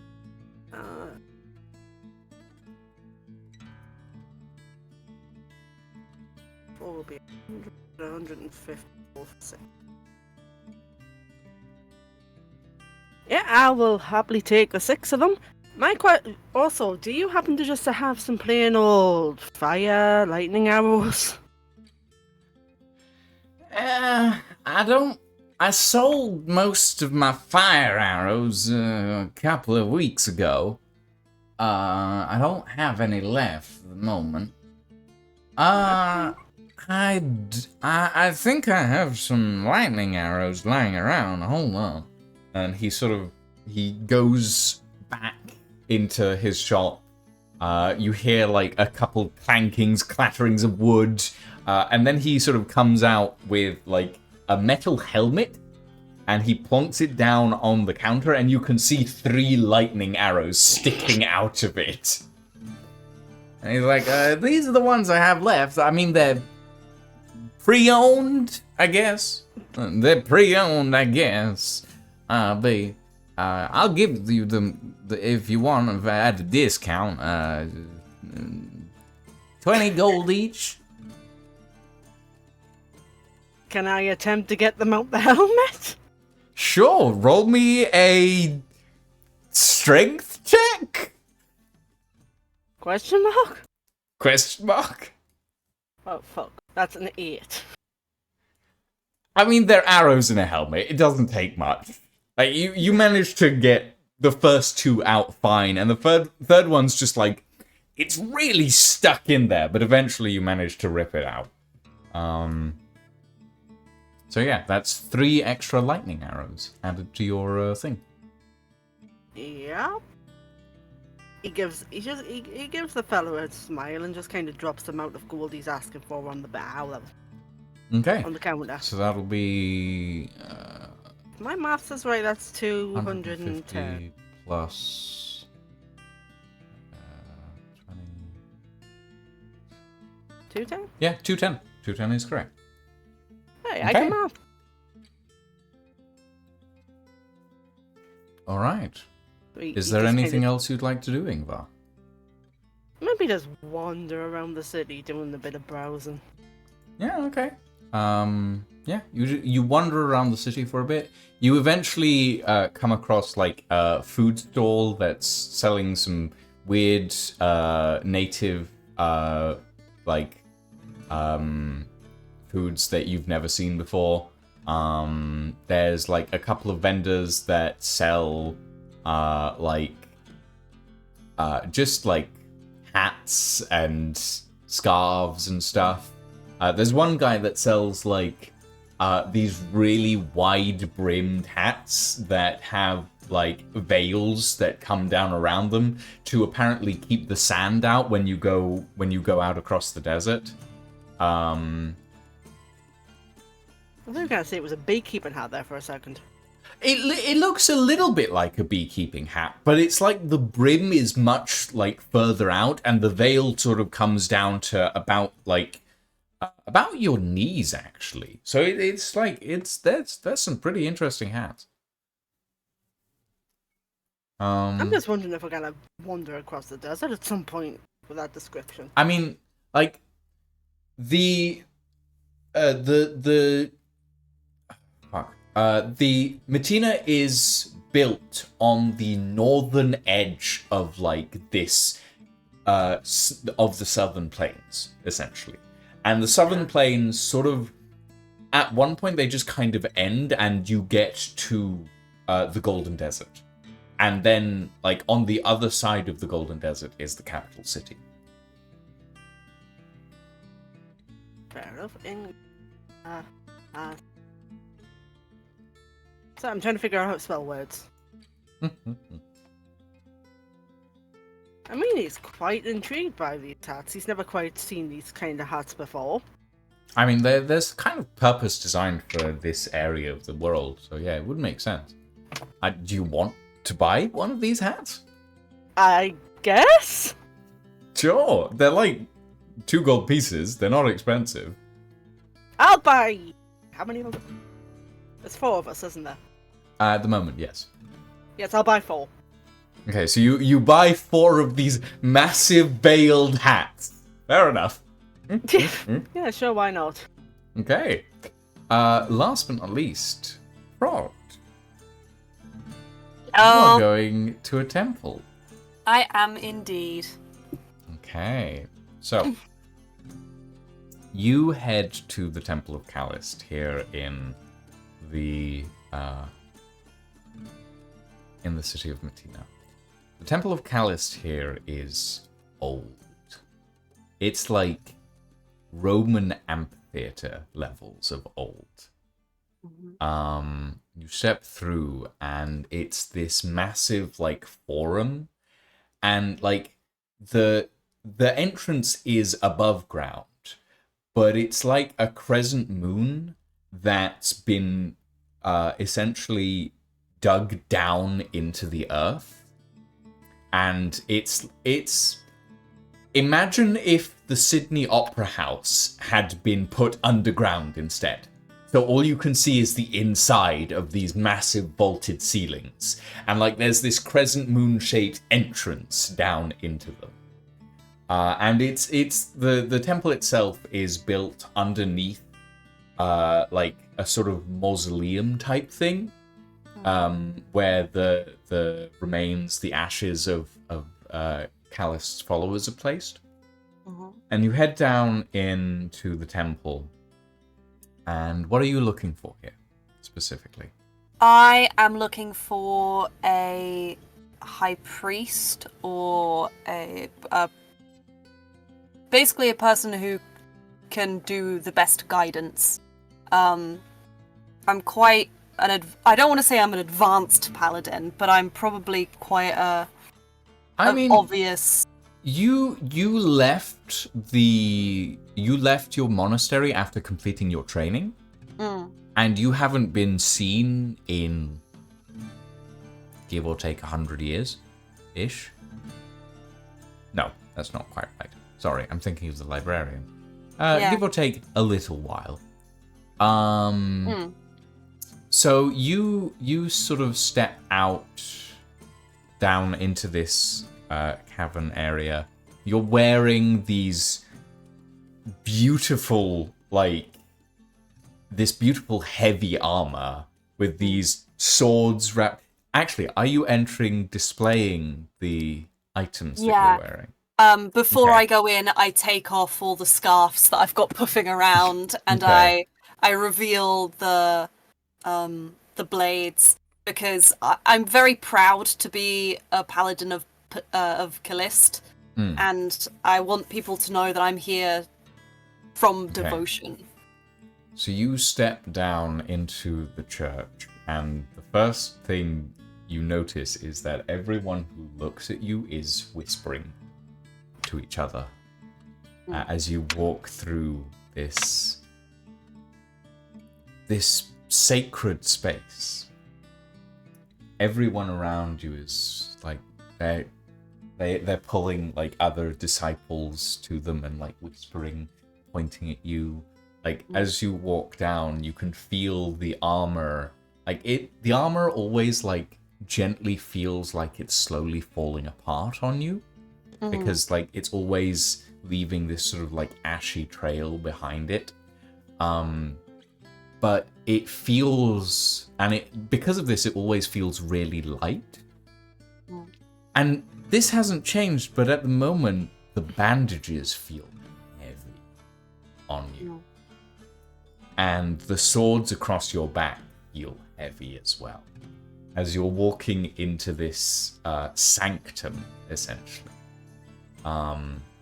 I'm actually gonna first go to a place where I can pray and pray for a Okay. hot minute. So you head towards like the central stage, where like when a performance isn't ongoing, that's where the central altar is placed, and it usually descends into the stage floor when they're doing a performance.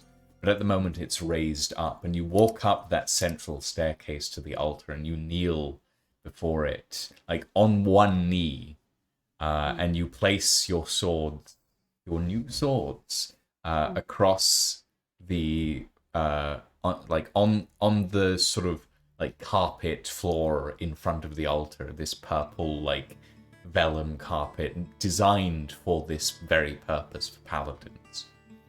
And you place them down, and you essentially one of the things of like Callist's followers is like Callist is one of a pair of twins, right? Mm-hmm. So essentially they are each other's eyes.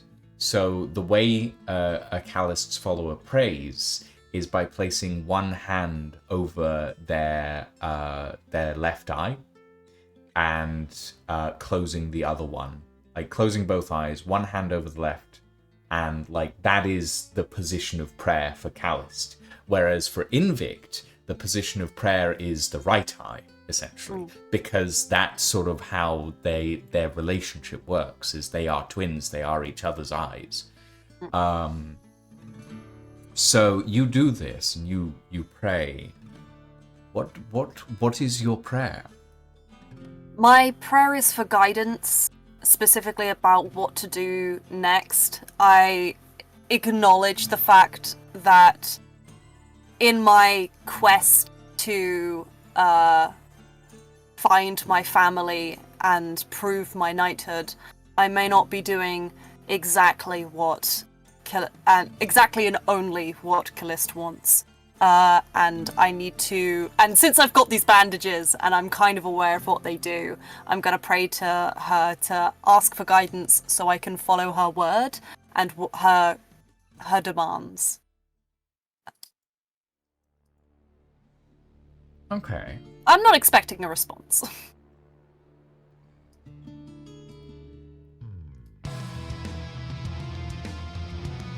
Okay. No. I am Lucian? her most faithful. I do love Callist. That is something. Prod loves Callist, and he will say it a couple of times. He is entirely devoted to Callist. He is reckoning with this fact that he wants to find his family and his heritage, Okay. and he's Yeah. realizing that it's a bit tumultuous. Okay. As you sit there, you pray. You descend into this feeling, into this trance, into this knowledge, this sensation. You immerse yourself. And you look up. And the world around you is gone. You are standing in an empty, dark void. And before you, on a throne of gold and purple, sits the majesty of Callist as she stands, her robes flowing, gold pours from her left eye, molten. Everything around you ripples in colors. The world before you slowly turns and roils. She steps forward and you are pushed back 10 feet. You stand before the gargantuan form of your god. And she turns to you and narrows her eyes and goes, You dare. Huh? And I need you to roll initiative. Oh no, am I gonna get smoked? Rod's might gonna get- fight a god. I might get smit.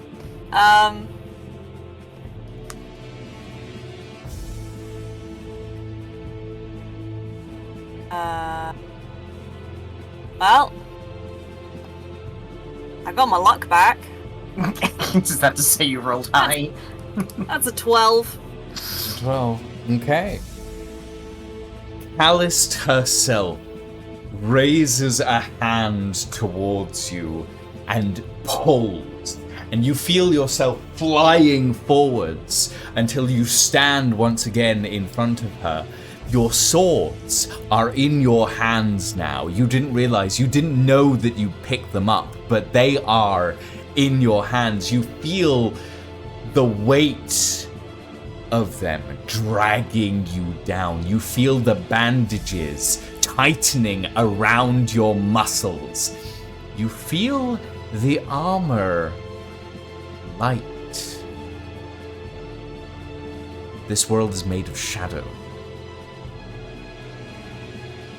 Your move. What do you do? Prod is going to. Okay. Prod's gonna do two things. He's going to say, I love you, in the most honest and beautiful way he can, Okay. as a performance check. Okay. And then he is going to shadow step around the other side of her, potentially still in range. Okay. But he wants to tell Callis that he loves her. He really Okay. loves her. And he's going Okay. to try and mean it in the most Callisti way he roll can. roll me a performance check. I actually have advantage on this because I am an actor. Mm-hmm. I think that was just one. Let me do that again. What is going on here? Oh, for fuck's sake. I'm gonna use my luck to re-roll that. I add 2 to this, please. Please, for the love of God. Thank you, natural 20. Okay. So, how do you show your devotion?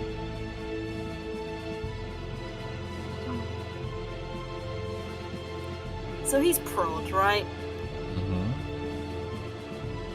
He is going to hold both swords to his own throat and drop down onto his knees and sing. I love you, Callista. I would die for you. You are beautiful. And but imagine he sung that really well and not how I'd sing that because he's prod and has trained for this his whole life. Okay? Okay. So something. No, actually, not I'd die for you. I am your loyalist soldier. Send me into the battle. Something like that. Very High School Musical-esque. Are you Okay. feeling what I'm putting down? Yeah. And then he's gonna poof into The shadow and scene then. before you vanishes. And instead, you are standing in a festival square. Before you is a delectable spread of incredible foods. The golden throne still stands there. Massive piles of wealth around it, but also piles of fruits and incredible pieces of art and the wealth of mortality itself. And on the throne, Callista sits, and she sits with like one arm thrown across the back, and she grabs a pomegranate from below, brings it up to her beak, and splits it in half, and red juice goes down her neck and across her tunic. A tunic that is purple, but it's stained with color and vibrancy. It's got golden thread inlaid into it, but it doesn't look overly gaulish. It doesn't look terrible. And she looks down at you, Prodigious Maximus, and she goes, Prodigious Maximus, you always know how to make me laugh. Oh, what fun! Oh, wonderful! I do wish my brother could see you now. Oh, I love it. Come here, my darling.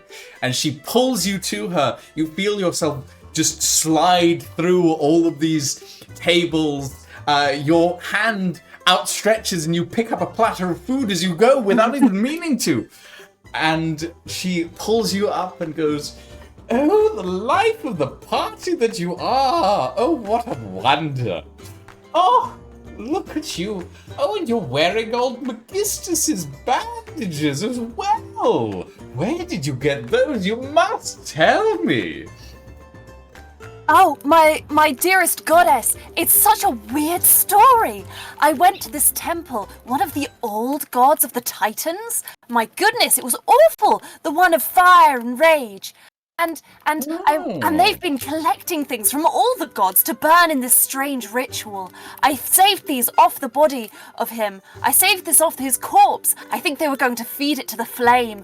I thought that may take away from your gorgeous, beautiful, wonderful power, and I didn't want to do anything. I didn't want that to happen, so I asked for them very nicely, I promise. I asked for them so nicely, and they slithered off and came on to me. Oh, yes. The bandages of judgment are such a wonderful little artifact. Now, I must tell you, if you ever do something to betray me, they will do horrible things. Oh, but I don't think you would ever do something like that. Oh, you're just wonderful. And you see one of her talons, like this hand that is about the same size as you. One of her talons comes up and scratches you under the chin.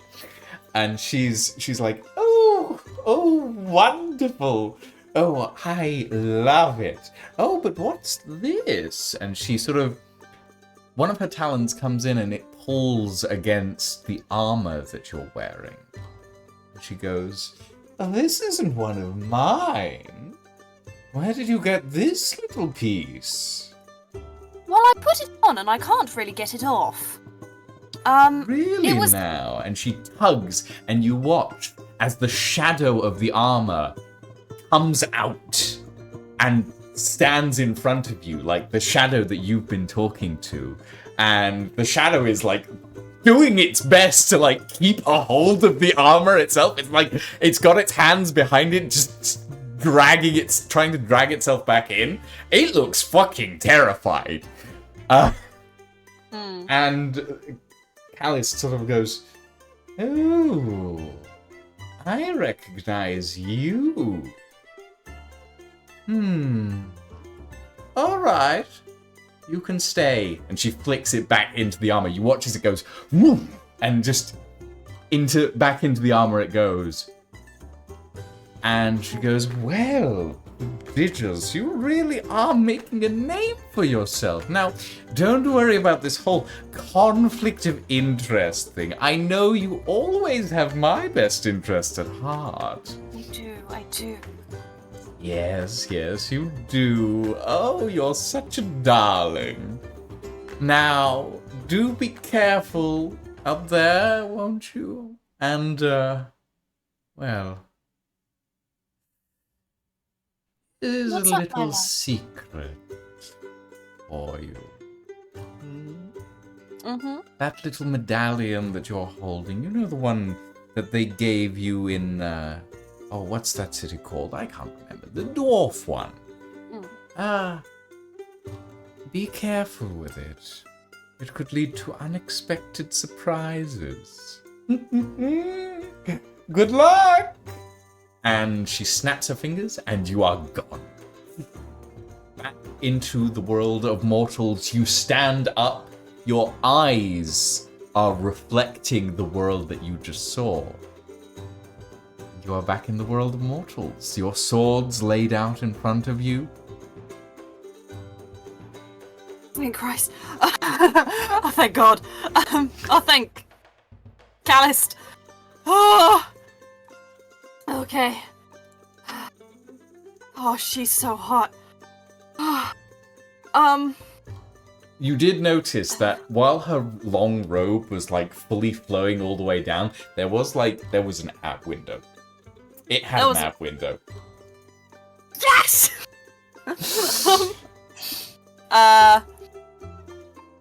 I think I need a light on. And I go and pay I throw a couple of gold to the donation Killist box for the next theatre production, and I go to the temple's I don't know what kiosk, and basically be like, I'll be returning. My name is Prodigious. I want to have a meeting with someone soon. Someone in charge soon. However, later I'm going to lie down for a bit. And I go back to the tavern and I ponder my little medallion. Okay. Alright. That's where we're going to end it for this evening, everyone. I hope you all had fun. I hope you all met some interesting characters. For tonight, thank you all very much for joining us. We shall be back in 2 weeks, hopefully. We shall find out more about Prodigious Maximus's new friend. And we shall find out more about all the events to happen and to come in Matina. However, for now, ladies and gentlemen, thank you all very much for joining us.